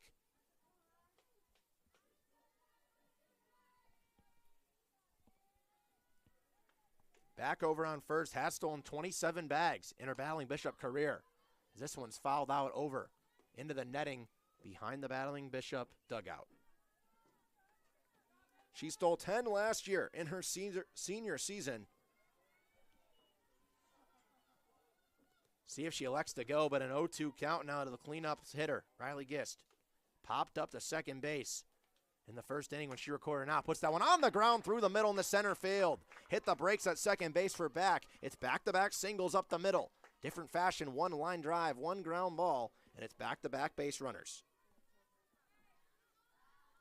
It extends Gist's hitting streak to 5 games. And it brings up Sophie Leonard, who's 0 for 2.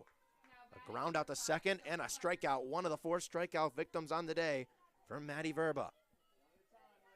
Her 3-game hit streak also on the line here in the 5th inning. First pitch leaning across the plate, labeled on the outside, black, called strike 1.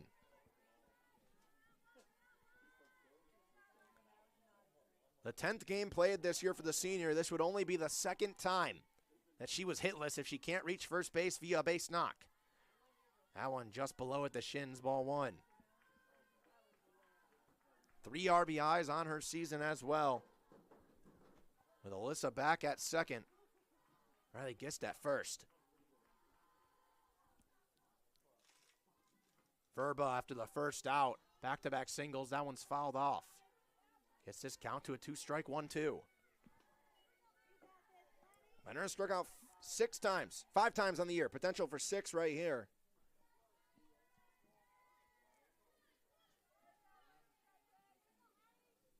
Once again, trying to extend that hitting streak. Verba twirls, sets, fires, fouled off inside. Really good spot to live. Low and inside if you can locate. Didn't look like a comfortable swing from Sophie Leonard trying to golf that one.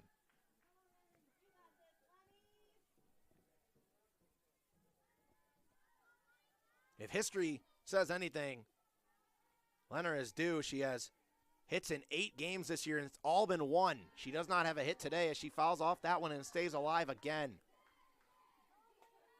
That one throws, sails in the center field, and it's an easy bag if you want it, but back won't go. Not quite sure why. She could have easily taken third base as nobody was ready for it. But she'll stay at second base. 1-2 count once again. Pitch 6 of the AB. Weekly chop softly over to second. No play at second. Underhand flip over to first. Throw cross diamond trying to catch Alyssa back in the baseline, but there's 2 away. It's a good play from Ryder charging in. That softball had a lot of spin reaching across the plate from Sophie Leonard, and it just died seemingly right next to the circle. Now up to bat, number 17, Shelby Morris. Brings up Shelby Morris, who 0 for 2 on the day, looking just to make solid contact. Popped up the foul territory on the third baseline in the first inning and popped up the second base her last time up. Just 1 of her last 10. She's up 1-0 early on in this count with 2 away here in the top of the 5th. 16-3 the score. Rise ball at the eyes, left off 2-0.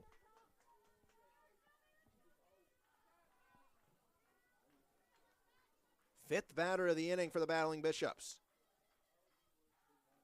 Each time they've had a quick inning in the second and the fourth, they've reacted with traffic on the base pass the next time up. That one's fouled off for the first strike, 2-1. Big swing from Shelby Morris right there, off the edge of the bat. That average has dipped just below 300. Came into the day hitting 321, but now 9 hits and 30 at-bats. Drills this one on a line to center field. It'll one-hop the Fritzma. Red light, at third base for Gist, and it's an RBI single up the middle for Shelby Morris.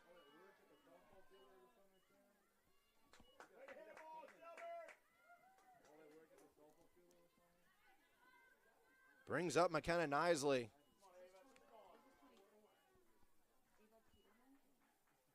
Now Ava Peterman will step up to the plate. 24, Ava Peterman. 1 recorded AB in her college career. Looking for that first hit. Came in to pitch last inning. Now will have to step up to the plate. First pitch outside for a ball.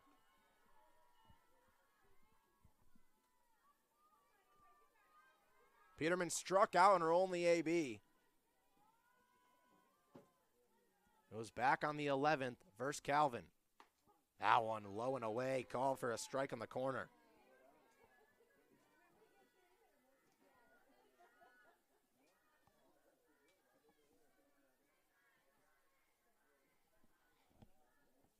Runners on first and third. Big swing at that one at the chest. And it's a 1-2 count to Ava Peterman. Looking for strikeout number 5. Got strikeout number 4 to start this inning for the first out. Now 5 batters later has a chance for strikeout number 5 of the day from Maddie Verba. Sets, fires, delivers, got it. Swing and a miss at the chest. Strike 3 is called, the 5th of the day for Maddie Verba. And it's a game 1 mercy rule, run rule victory, 16-4 for the Hornets. Take a break, bring you back for game number 2 of the day.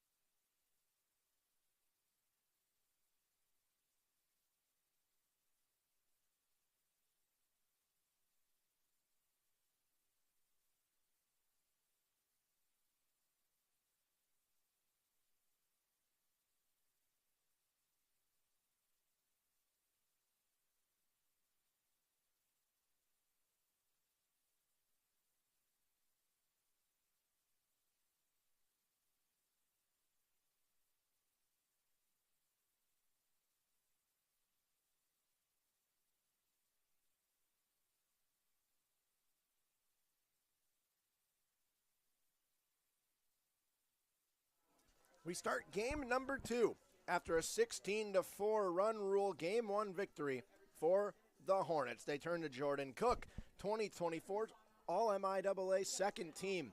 Delivers her first pitch for a strike. Has thrown 299 in a third innings in a Kalamazoo uniform. 178 career strikeouts. First pitch blooped out to left field. Easily retired. Fisher makes the grab. Avery Panazzo, who started with 2 doubles in game number 1, retired via fly out to left field. Game 2, number 25, Jordan Cook. Brings up Shamron Vanden Inden on a 3-game hitting streak. Game number 1, 2 for 3 with a strikeout, 2 singles. Bunts this one back to the circle. Charging in Cook, covering the bag over at first and making the play as Ryder. It's a 1-4 putout for Quickly. 3 pitches in, 2 outs in the first inning.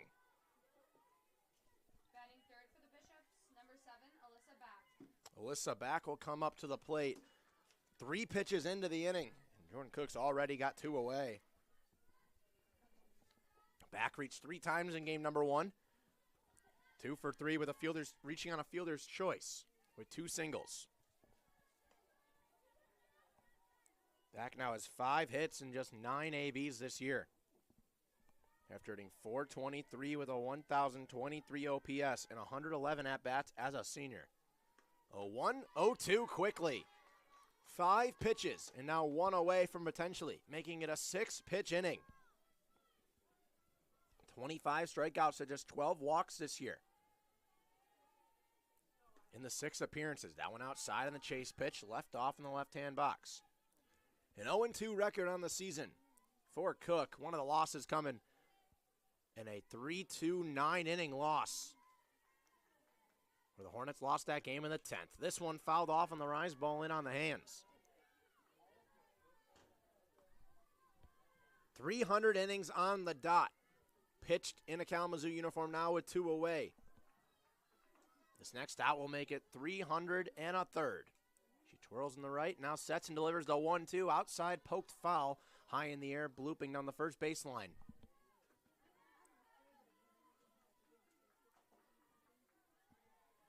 A 4.2 ERA early on in the season. Had a 3.53 last year. In her all-conference second-team season. An 8-5 record as well. 24 career wins. Sets, fires. That one fouled off again. This one will bloop and hit the top of the dugout. Good fight from Alyssa Back after the first 2 batters of the inning. Went down on 3 combined pitches. Putting up a battle and at least making it effort in the circle for Cook and not letting her just go 3 up, 3 down with ease. Still has an opportunity to go 3 up, 3 down, however. She'll have to do it again. Fouled off the 2-strike pitch for the 3rd straight time. That one reaching across the plate from Alyssa Back. 3-game hitting streak, 5 of 9 for the graduate infielder from Newark, Ohio. The third baseman here in game number 2 for the Battling Bishops. 1-2 count upstairs, in and out of the glove of Ward behind the dish. Was high nonetheless, 2-2. The 8th pitch of the AB. First 2 at-bats took a combined 3. This one will require at least 8. 2-2 count. Jordan Cook, the 8th pitch of the AB to Alyssa Back. Sets, fires, delivers. That one put fair on the right field line. Weakly, of course, however, just like the 3 she fouled off. This one finds the glove of Ryder. It's a 3 up, 3 down, top of the first inning for Jordan Cook.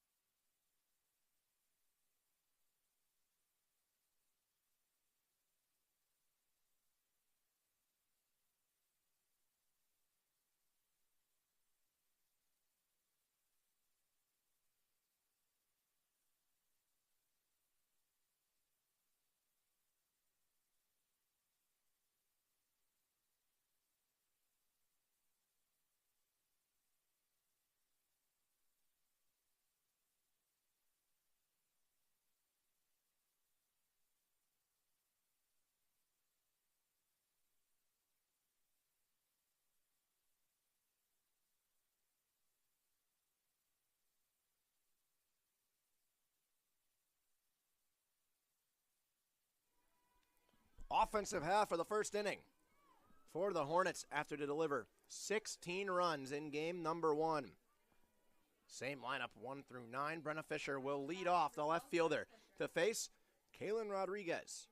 In the circle, first pitch slapped, line drive, left field, bloops in front of Wolf, the left fielder. And at the first pitch single for Brenna Fisher. Her third single, the doubleheader. She's now 3 of 4 with a walk. Every time she's reached, she scored. See if that continues here today.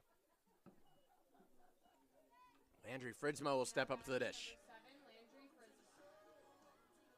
Rodriguez, the senior from California. A 6.68 ERA on the year throughout 14 2/3 innings pitched. That's the 28th hit she's given up on first base now. We know Fisher will take off as well. She's going to do so here. That one's low. Pinoza topping up. On the backhand, no tag at all from Journey coming into the base path. It's another swipe bag for Brenna Fisher. She had 3 in game number 1. The slap lefty, while she may not have an extra base knock on the year. Every single turns into 2 seemingly. Swipes first to second once again, now stands in scoring position. That one at the knees, called for a strike.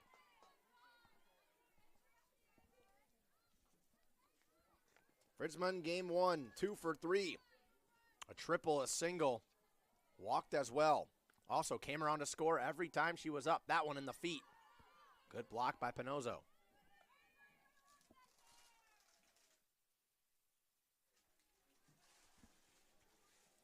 Jordan Weesaw stands on deck. It's the top of the order that had a lot of noise in game number 1. That one low and inside. Late call, but a called strike 2. Full count. The top of the order, 1 through 3 with Fisher, Fridsma, and Weesaw that had 7 combined hits in game 1. That one inside. This one will go the way of Landry Fridsma. She works a walk and is on first base. The exact same sequence that happened in the first inning in game 1. Fisher singled, stole second. Fridsma worked the full count walk. Now batting number 6, Jordan Weesaw. Now Jordan Weesaw comes up to the dish.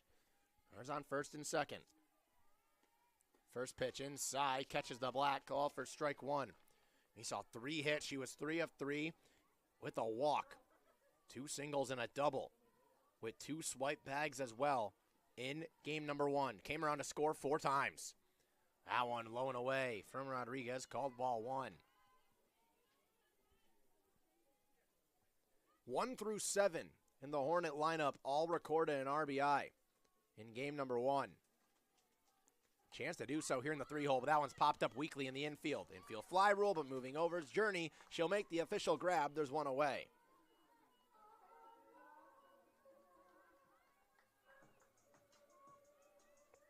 Brings up Bella Caza, the third baseman. Up to bat, number 14, Bella Caza. Bella Caza was 1 of 3 with a single and hit by pitch. Came around to score both times she reached in game 1. Line drive out the center field, moving over to the gap, making the ice cream cone catch with the webbing is Vanden Inden. And robs an extra base hit that might have split the gap and easily scored at least 1.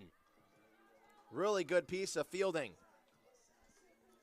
Macy Ward will come up to the dish now. Came up in game number 1 4 times. With runners in scoring position, all 4 of them delivered every single time. Just 2 of 4, but 5 RBIs.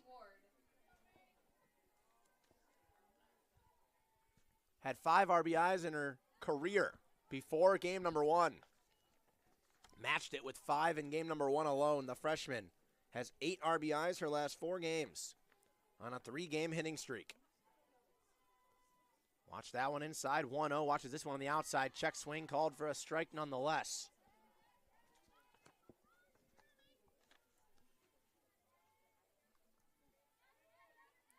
Five of 12 her last 4 games at the dish.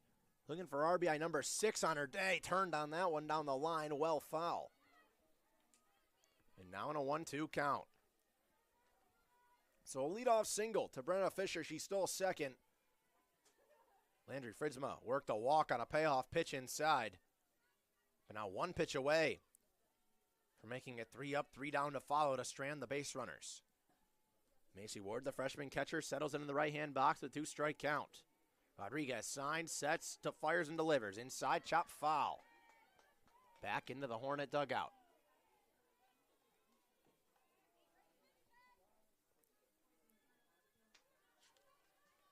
The defense behind Rodriguez looks very similar. The only change in left field, Kelly Wolf getting the start. This 2-strike count. Skips in the dirt. 2-2 with 2 outs. We had this situation in game 1 in the first inning with Jordan Weesaw. She had a 2-2 count. Or excuse me, with Emma Newlove. 2-2, 2 away. It'll stay that way. Newlove came up 2-2, 2 away and 2 on. Had a triple. Now it's Macy Ward with 2-2, 2 away. She fouled off yet another.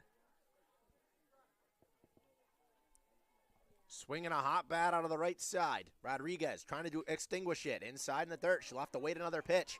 Runners will take off.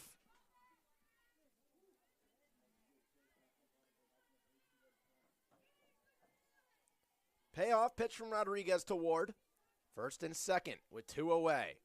That one drilled out to left field. It'll get to Wolf. One will score easily. The throw is cut off to keep the runners in place. And it's an RBI single. The 6th RBI of the day for the freshman catcher. My goodness.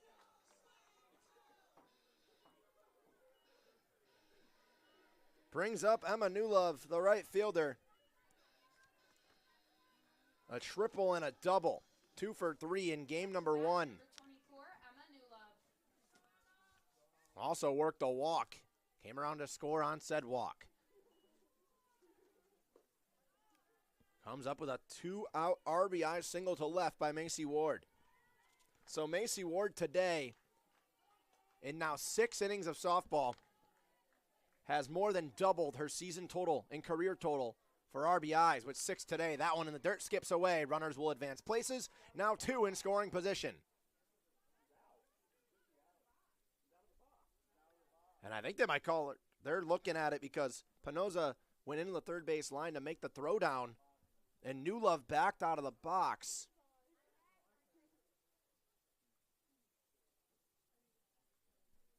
Casey Cunningham will appeal because if what she says happened, happened, and what kind of looked like happened, it would mean the end of the inning. Would be batter's interference. But for now, the runners have advanced on the wild pitch. So for the given moment, unless this appeal is approved, Fritzma stands at third and Macy Ward stands at second. 2 runners in scoring position for Newlove. It doesn't look like William Coggins behind the plate is going to side with the battling Bishop manager.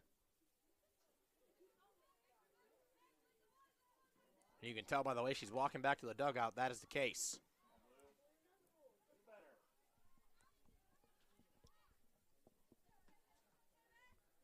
So Newlove might have got away with one, but stands with a 2-0 count, 2 runners on, both in scoring position. Fritzma at third and Macy Ward at second after her RBI single. Made it a 1-0 game. Still 2 away. Kaylin Rodriguez sets, fires, delivers 2-0, 3-0.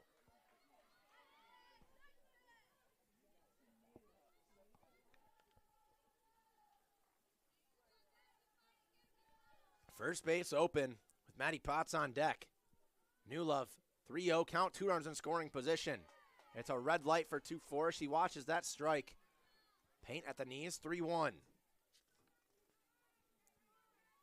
Ripped a triple and a double, both in the left field in game number 1. 3-1 count on the auto take. That one low and inside in the dirt.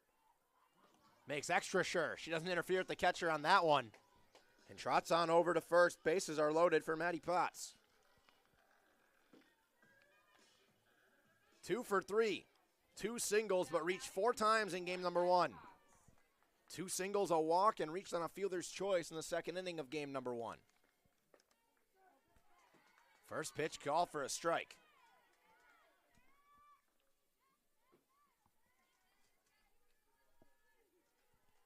She was just 2 of 11 her last 3 games before game number 1, but 2 of 3. In game 1, the doubleheader. That one skips away.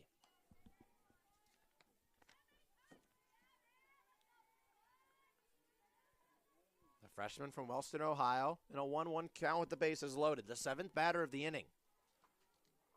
Early on traffic, but Rodriguez a chance to strand him well in front and well foul. It'll bloop all the way to the bullpen.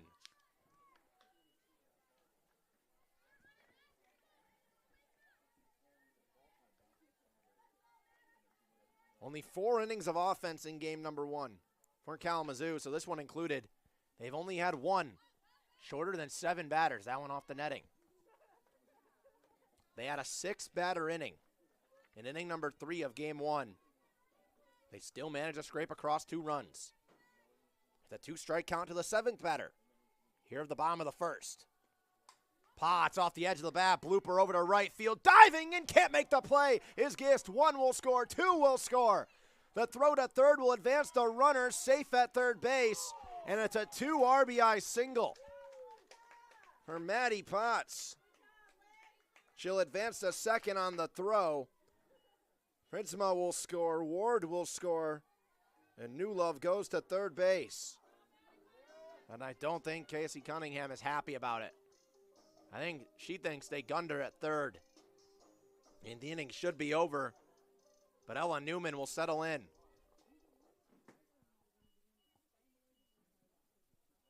And now the umpires will meet.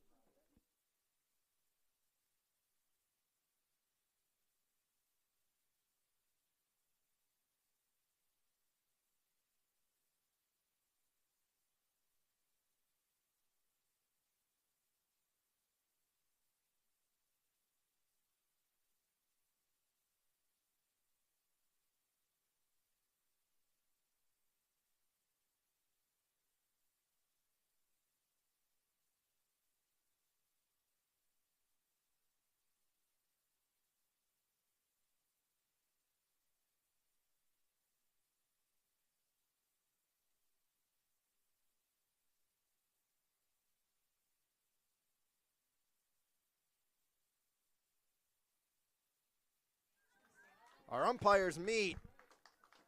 They elect safe at third. Casey Cunningham still has not gone back. He's going to go have a word with Rodriguez in the circle. It was a leadoff single, then a payoff pitch walk. 2 quick outs at 3-4 in the order. Then Macy Ward delivers a single to left field for her 6th RBI of the doubleheader. New Love worked a walk. And Maddie Potts with a bloop single to right field, nearly caught in the dive by Gist, but ends up scoring 2. And it's a 3-run bottom of the 1st inning for the Hornets. They've now scored 19 runs in 4 2/3 innings of offense.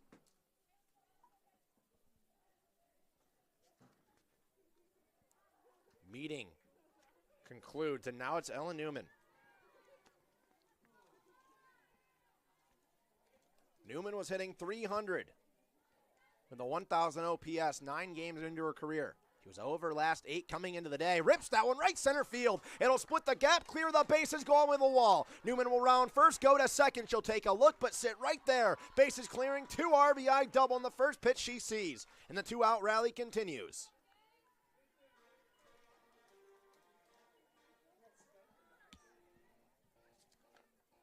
For Newman, it's her first double of the year, but her 4th extra base knock. Now to bat, number 2, J.C. Ryder. Was just 1 of 4 in game number 1. Goes after the first pitch, got her hands extended, put it to right center field. She now has 8 hits on her freshman season. 4 of them have split the gap or left the yard. She has 2 home runs as well. J.C. Ryder steps up to the plate. First pitch call for a strike.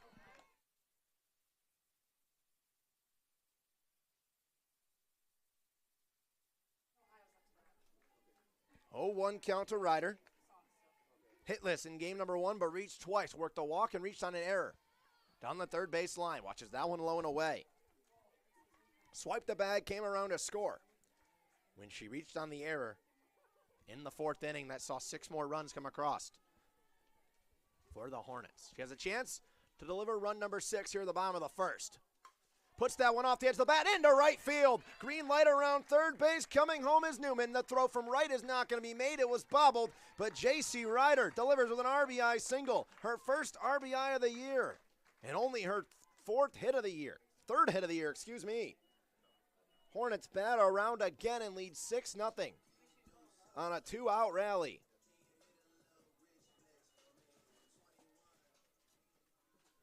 Brings up the top of the order with Brenna Fisher, who singled up the middle on the first pitch she saw. Stole a bag again, came around to score. She has 3 base knocks today. 3 of 4 with a walk. That one low and inside, called for a ball. Infield playing in, Tuttle at second, practically playing next to the circle. Journey at short, kind of the same story, a little deeper. As they charge in, that one skips away. Good block by Pinozzo. 2-0 runs the count to the 10th batter of the inning. This is the 3rd time today in just the 5th inning of offense that Kalamazoo has batted around an extended inning to at least 10. That one inside on the slap, called ball 3.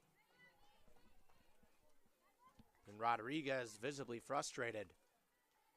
She thought the first and the third pitch of that bat on the inside were in the strike zone, but 3-0 count now to Fisher. Looks to lay down a bunt, pulls back, ball 4. 4-pitch walk to Brenna Fisher, and we'll have an 11th batter of the inning. Every run in this inning has come with 2 outs. First and second, J.C. Ryder will advance to second base.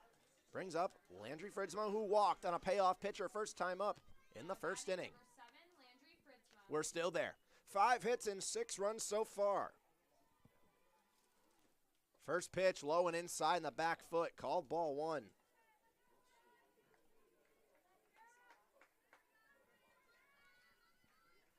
So it was a 1-2-3 inning worked by Jordan Cook in just 11 pitches. This is the 11th batter of the bottom of the first. Call for a strike at the knees.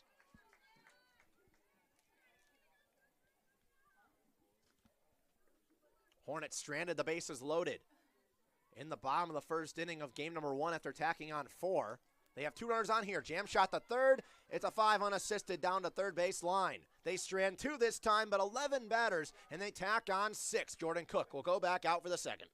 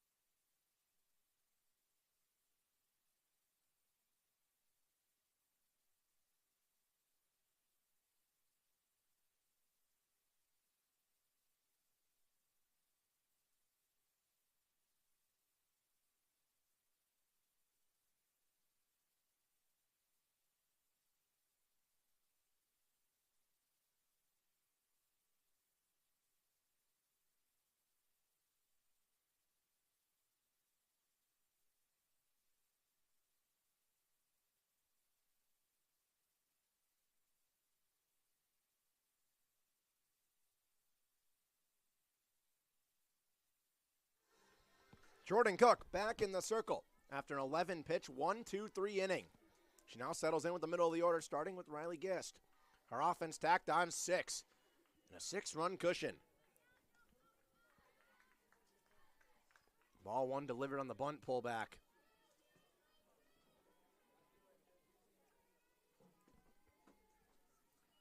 Gist, the right fielder, puts that one foul into the netting.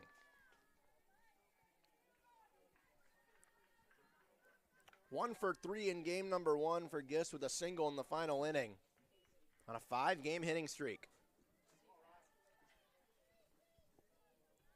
However, that 1 for 3 performance broke up her 3-game multi-hit streak. She watches that one in the dirt as well. 11 of 18 her last 5 games.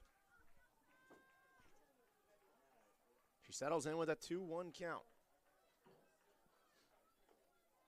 Cook worked through the first 2 batters of the first inning in 3 pitches. It took 8 to retire Alyssa back. It will require at least 5 to hopefully retire Riley Gist.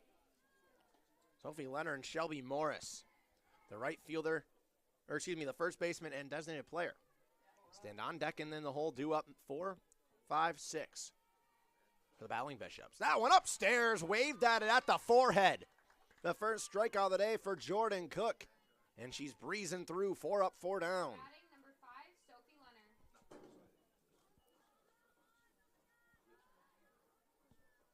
Brings up Sophie Leonard. Hitless in game number 1, 0 for 3. Broke up her 3-game hitting streak, and just a second time all year, that she's been held hitless. Making her 11th game played and her 9th start of the year for the senior from Upper Arlington, Ohio. Waves at that one, 0-2 runs the count. So Cook just got Riley Gist to chase a rise ball up at the forehead and fooled her. Now is a chance to potentially retire Sophie Leonard. Sets, fires, delivers, 0-2 outside. Ward tried to hold it. She thought she was going to get the call. Does not get the benefit. And now 1-2. Shelby Morris stands on deck. Cook sets, fires. That one fouled off. So at least the last 3 batters now, with Alyssa back, Riley Gist and Sophie Leonard are making Jordan Cook work for it more after Panazzo flew out to left field on the second pitch of her at-bat. And Vanden Inden on a bunt. The first pitch she saw was retired on a 1-4. 1-2 count, 2-2 count as that one can't be picked up by Ward, low and inside. Cook trying to get the scorching hot offense back out there. That's now scored 22 runs today. Big swing, foul tipped in and out of the glove of Ward.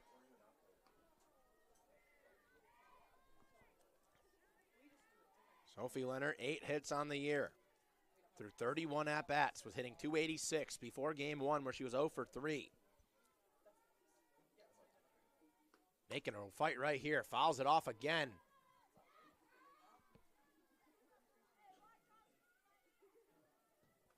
Last 3 ABs have been promising, at least making Jordan Cook try, whereas the first 2 she breezed. Still 4 up, 4 down. Trying to change that and get on base, Sophie Leonard. Cook twirls the ball on the right, now relays the 2-2. That one drilled right center field, moving over to her left. Fritzma will cover a lot of green grass and make the play in the gap of right center field. Sometimes your defense has to help you out right there. Good play by the center fielder. 5 up, 5 down. Brings up Shelby Morris to the dish. Now batting number 17. The starting pitcher in game number 1. Only through 1 inning now, the designated player.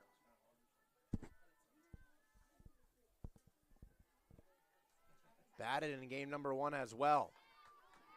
Was 1 for 3. 2 pop-ups in the infield. Ended her day off in the final inning with a single. Swings at the first pitch for a strike. Outside, same spot, same result. This time it was a looking strike, and it's quickly 0-2. Morris has hits in 6 of her last 7 games now. But took her a little bit to get hot in game 1, trying to carry the momentum over from the single in the final inning. Way upstairs. That one popped Ward up. Count runs 1-2. 1 strike already this inning to Riley Gist. Cook with 26 on the year, 179 career strikeouts now. Looking for 130. She won't get it here. It's put weakly down the third base line. It tails to fair territory, but Newman will make the play, covering from short. It's 6 up, 6 down for Jordan Cook. And the scorching hot offense that tacked on 6 in the first heads back out.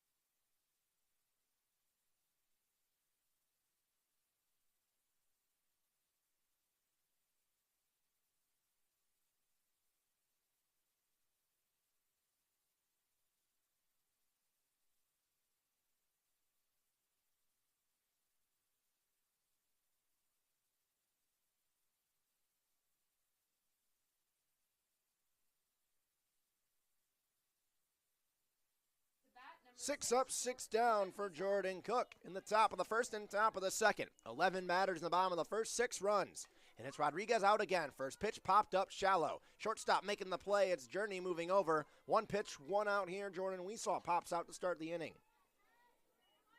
Her second time today popping out to the shortstop.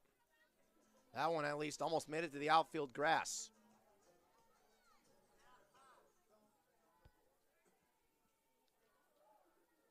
First pitch here taken for ball number 1. Bellicaza lined out the center fielder last time up. It was a jumping play by Vanden Inden. Caught it in the webbing.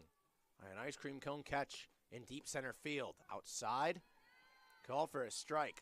1-1 runs the count. Macy Ward stands on deck. We saw Kaza were the only 2 to record outs in the first inning, all the way until the 11th batter of the inning. End up getting out. That one lifted high in the air center field. Vanden Inden charging back will make the play again. She's been robbed twice by the center fielder for the battling Bishops. Another big time catch, veering to the track. 2 up, 2 down. Brings up Macy Ward. The first time she steps up tonight without anyone on base.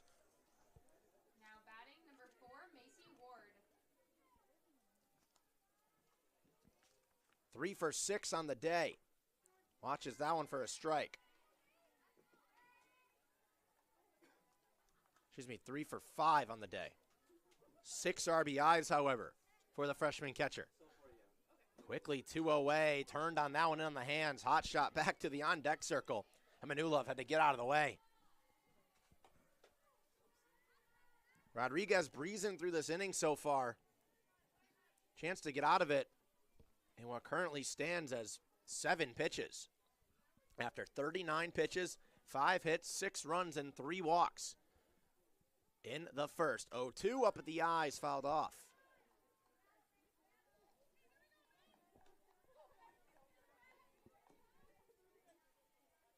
Ward singled into left field, came around to score. Was the first RBI of this game. Rodriguez sets, fires, trying to get out. 1-2-3, that one high in the air, deep left field. Wolf veering back to the track, to the wall. That one off the top of the wall. Nearly had an RBI just when you thought there was no possible way. Macy Ward nearly had her first career bomb, but she'll settle for the wall, scraping double with 2 away.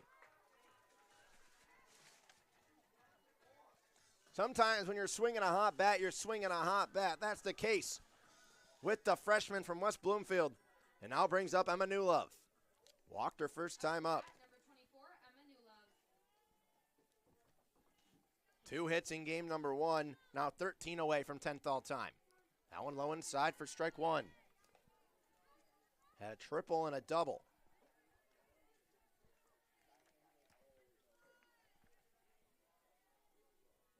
Rodriguez commanding in the last 2 at-bats. That's the first pitch in the last 5 that has missed the zone. 1-1 runs the count.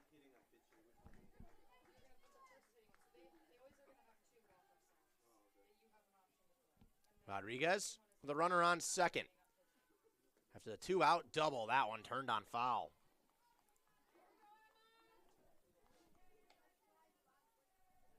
One, 2 runs the count to Emanulov. 2 walks today. Has only been retired once as a looking strikeout in game number 1. 1-2, looking outside. She won't go down on that one. Runs the count to 2-2 with 2 away with a runner on second. Trying to tack on the 7th run of the game. This will be the first scoreless inning of the day for the Kalamazoo offense. Newlove jam shot, poop down the third base line, covering a lot of ground, but can't make the play. Is back. Was moving over toward the fence line. Couldn't make the play, charging in. And Newlove will live to see another pitch.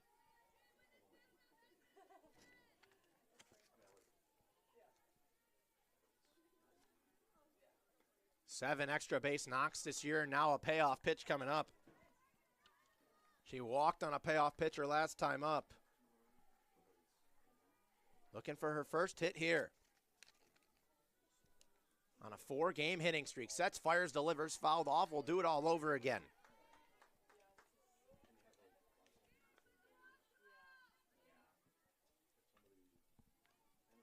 Ten of 18 her last 4 games. She has 4 straight multi-hit outings as well. Looking for hit number 1 here of game 2 of the doubleheader. Payoff pitch, part 2 from Rodriguez. Low, ball 4. She'll work her second payoff pitch walk, and it brings up Maddie Potts.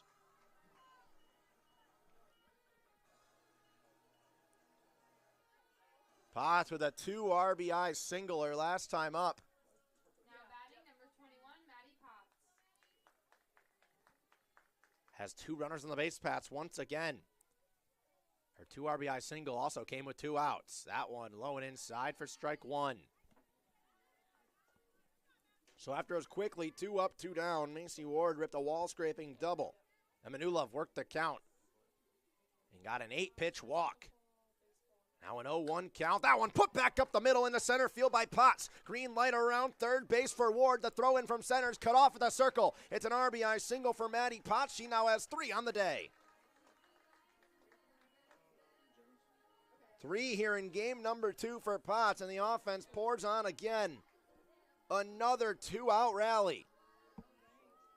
All 7 runs have come with 2 outs, and so have 6 of the hits. Brings up Ella Newman, who also has 2 RBIs early.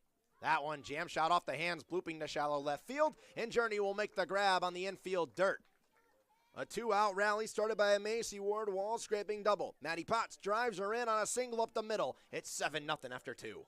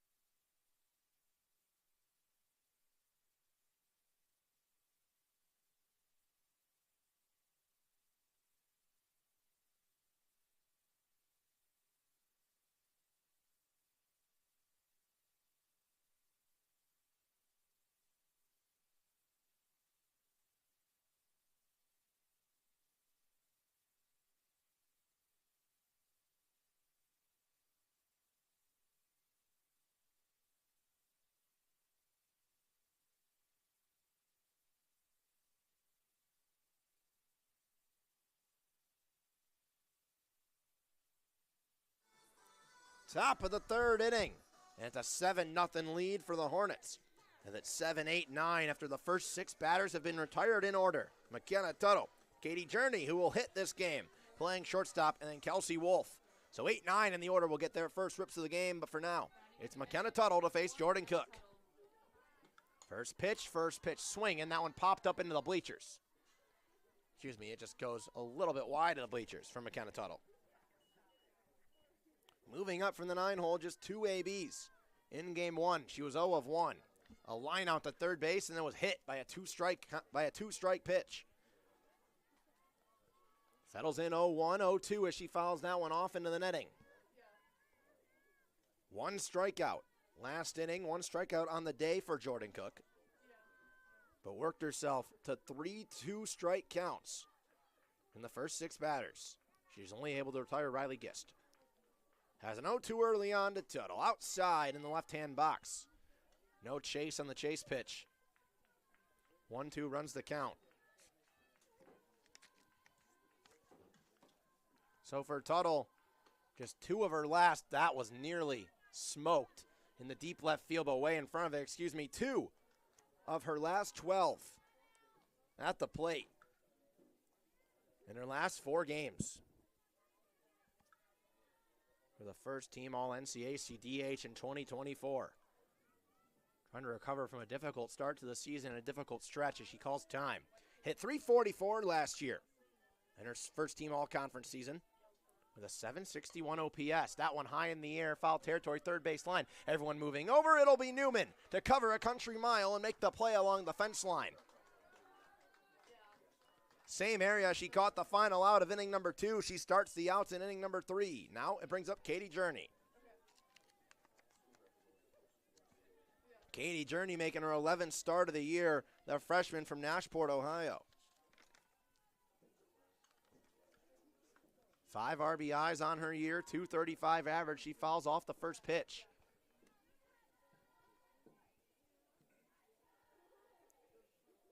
has hits in 4 of her last 6, but just 1 of her last 7 in her last 3 outings.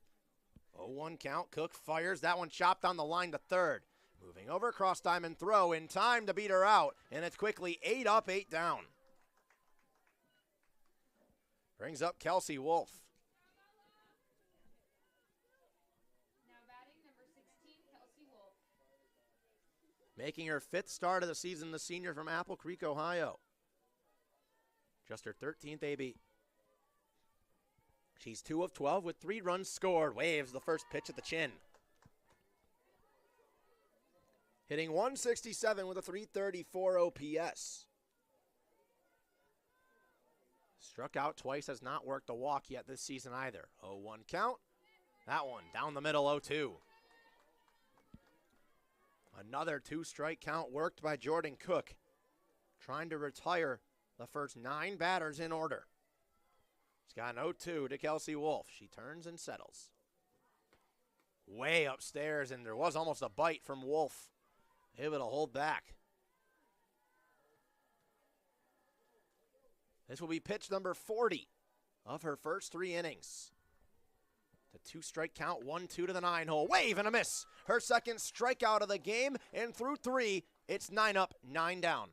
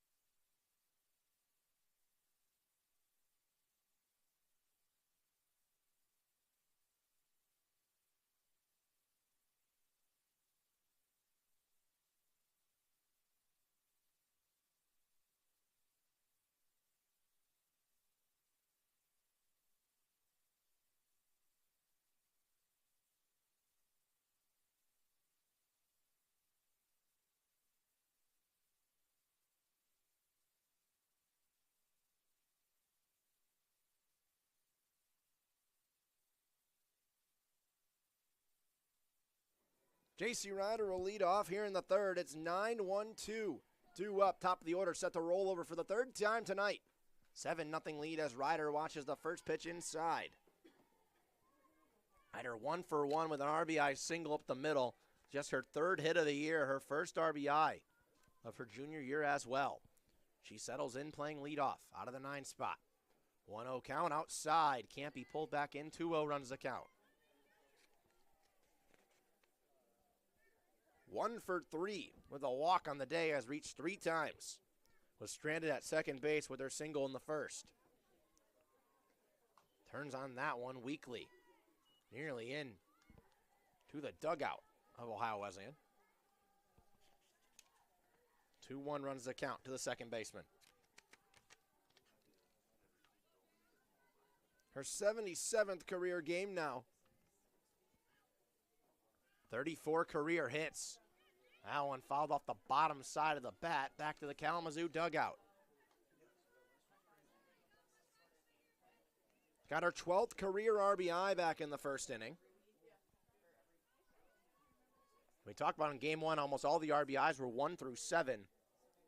Well, 8 and 9 have 3 RBIs combined early on. That one weakly over to 3rd. Back moving over, cross diamond throw on the money, and it's 1 up, 1 down once again. All the damage for Kalamazoo, however, today has been done with 2 outs.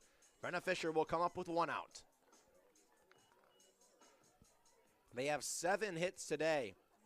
6 of them have come with 2 outs. The only non-2-out base knock was Brenna Fisher, who led off this game with a single. 1 for 1 with a walk and a single in a stolen bag. Watches down at the knees for a strike. 5-game hit streak now for Fisher. Trying to make it 5 multi-hit games in a row. She'll turn and try to golf swing that one on the slap, 0-2.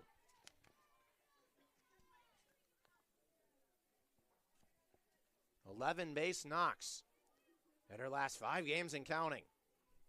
But she's down 0-2 quickly. She waved at that one, waves at that one up high. Weak lead on the third baseline. Charging in from left and making the play is Wolf. And it's 2 up, 2 down once again. Same story as the second inning. But in the second inning, 2 outs is where trouble happened. Macy Ward's double. Emanu Love's walk. Maddie Potts single. Now batting number 7, Landry Fritzma. Brings up Landry Fritzma. 0 for 1 today. Both at-bats in the first inning. Watches the first pitch of the knees, call for a strike. Has worked 2 walks today. 2 base knocks as well, a triple and a single.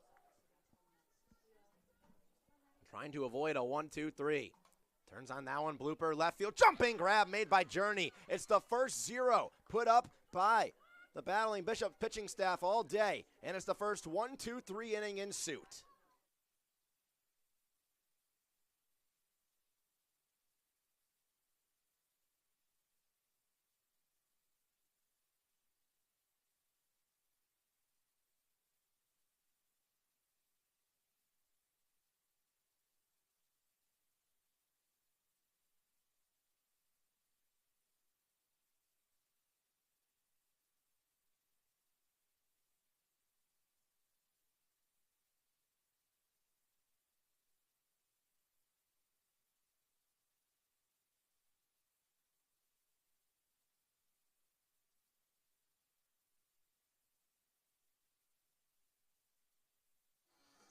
Top 4, Jordan Cook returns for her 4th inning of work. She's gone through the order and faced the minimum. But the first 0, the first 1-2-3, put up by the Battling Bishops pitching staff.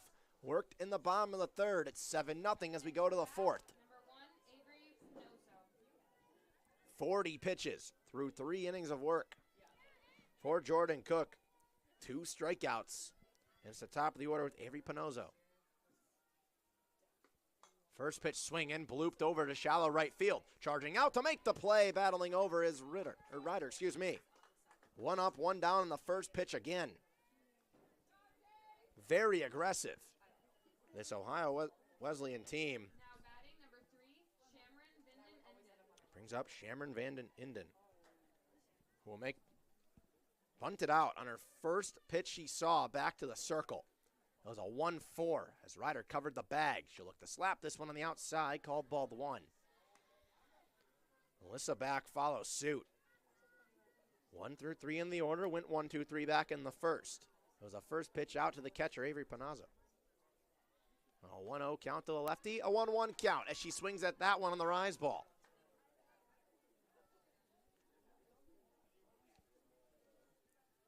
Infield playing in down the third base line and over at short. Expecting the lefty potentially to lay down a slap bunt.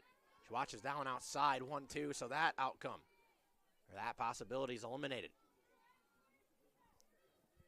2 strikeouts on the day, but a handful of 2 strike counts. Jordan Cook looking for number 3. 1-2 delivers, she has it. Big swing and a miss, and another strikeout, the 3rd of the day for Cook.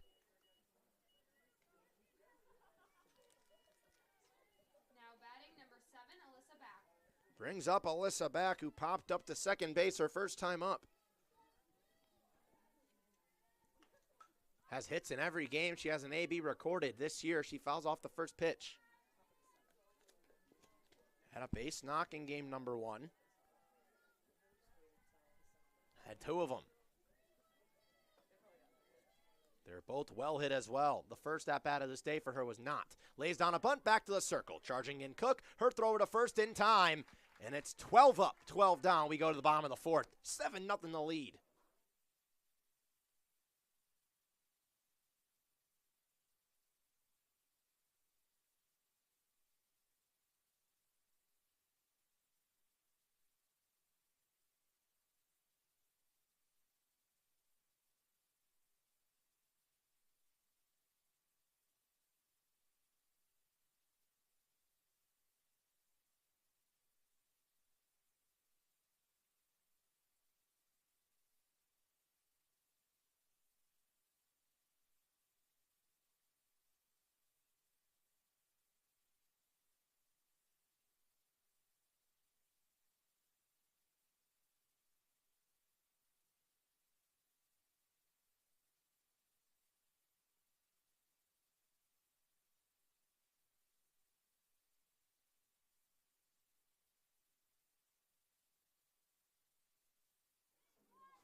Another 1, 2, 3 worked in the top of the fourth. We go bottom four. It's 3, 4, 5 due up for the Hornets. First pitch inside, called for a strike to Jordan Weesaw. She's popped up the shortstop twice today.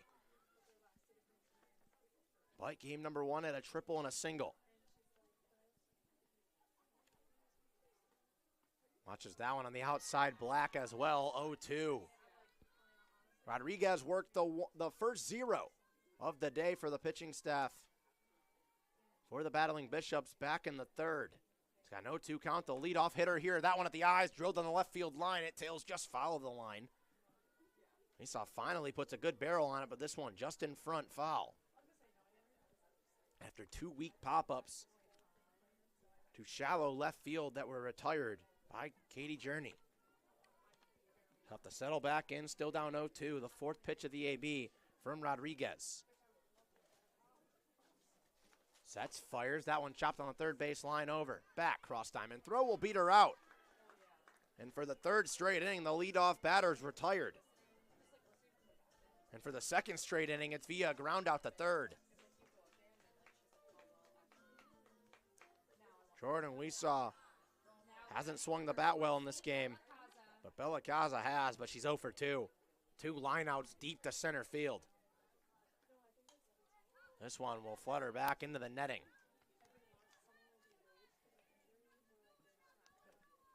Game number one at a single was 1 of 4, reached twice. Was hit by a pitch. Her last at bat of game one came around the score on both times she reached. That one high in the air will veer back into the stands. 0-2 quickly again. Rodriguez technically has not thrown a pitch out of the zone yet in this inning. Another 0-2 count. That was out of the zone, but swung at, put foul. Can't make the play moving over his back. And Rodriguez will get the ball back, still up 0-2 in the count.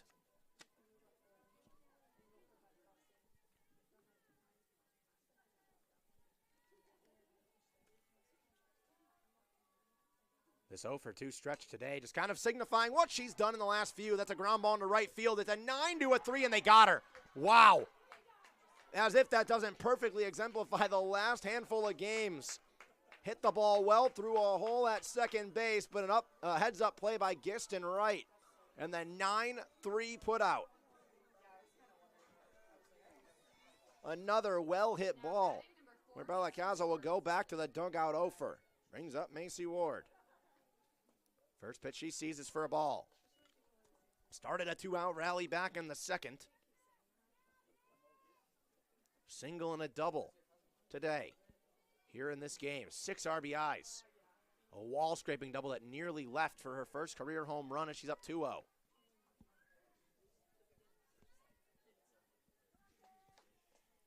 Four base knocks and 6 RBIs in the midst of the doubleheader. 2-0 count here from Rodriguez. Nearly hit her. Turns 3-0. I think if you're hitting the ball as well as Macy Ward is, last time up it was a wall-scraping double. You don't want that pitch to hit you.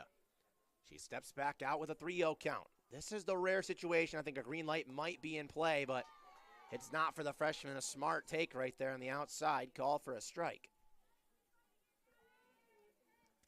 Reached twice, scored twice. Knocked in an RBI as well this game. 3-1 count now.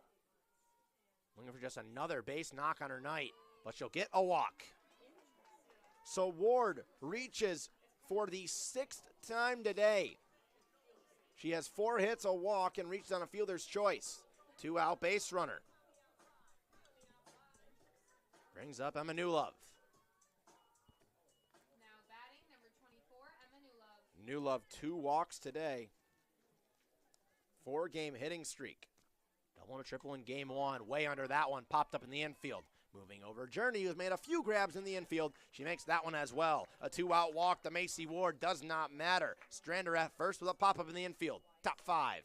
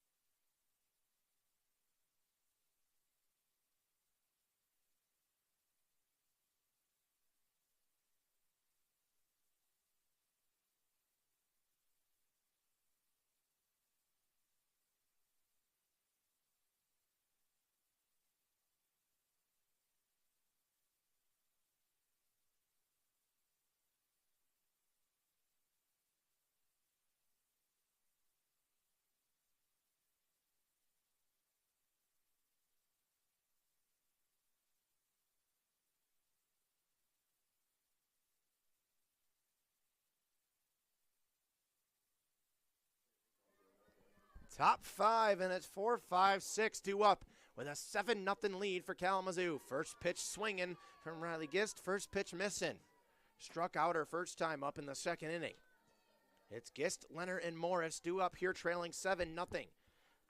After back-to-back zeros put up by Rodriguez. That one flare out to right field, veering back is New Love, and she'll make the grab.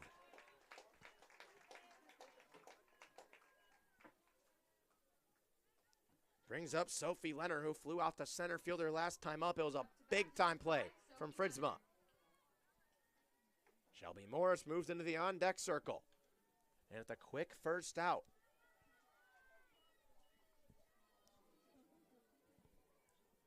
Cook settles, fires, delivers. A little bit of chin music up and in.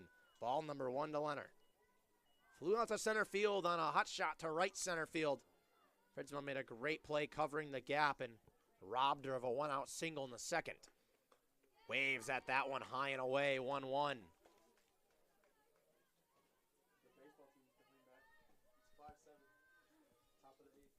Cook will twirl the ball on the right and settle. 1-1 count, delivers. That one fouled off, 1-2. Another 2-strike count worked by 2-5. She's commanded very well. Part of her success today has been the fact that there has not been many counts where she's been down. Settles in 1-2 up on the count on Sophie Leonard. Leonard will foul that one off. Leonard hitless here. And hitless in game 1. She's 0 for 4 on the day. Was on a 3-game hitting streak coming into this Friday. 1-2 count remains. The 5th pitch of the at-bat. Down low. 2-2 runs the count.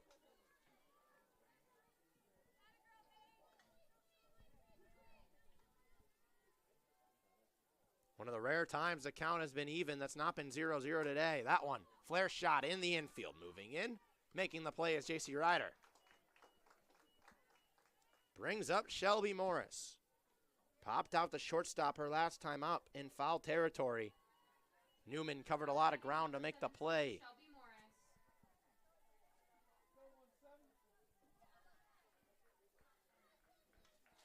Jordan Cook will settle now against the DP.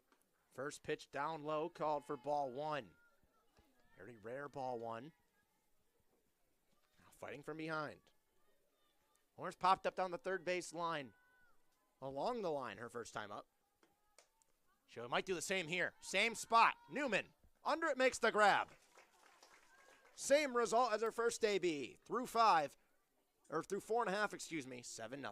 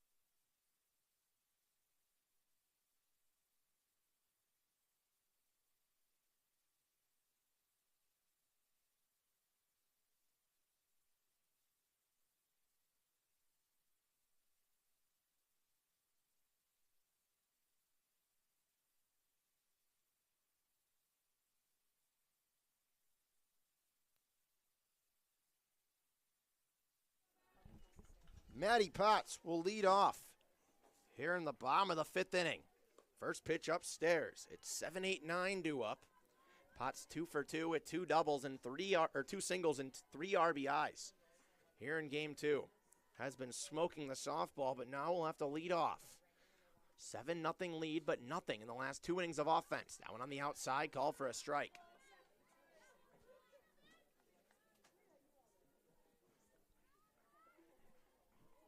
It's Potts, Newman, and J.C. Ryder due up before potentially the 6th inning of action. That one drilled out to left field. Wolf all the way back at the track. It's gone. Maddie Potts, a solo blast to left field. 4 RBIs in game 2. She'll take the trot and be met at home plate. And that is an 8-0 lead in game number 2. The run rule for the second straight game, and it's official. Jordan Cook faces the minimum, does not allow anyone to reach first base in game 2. It's a 24-run doubleheader for Kalamazoo as they get 2 big wins over the battling Bishops. Sean Massa signing off from Kalamazoo, Michigan.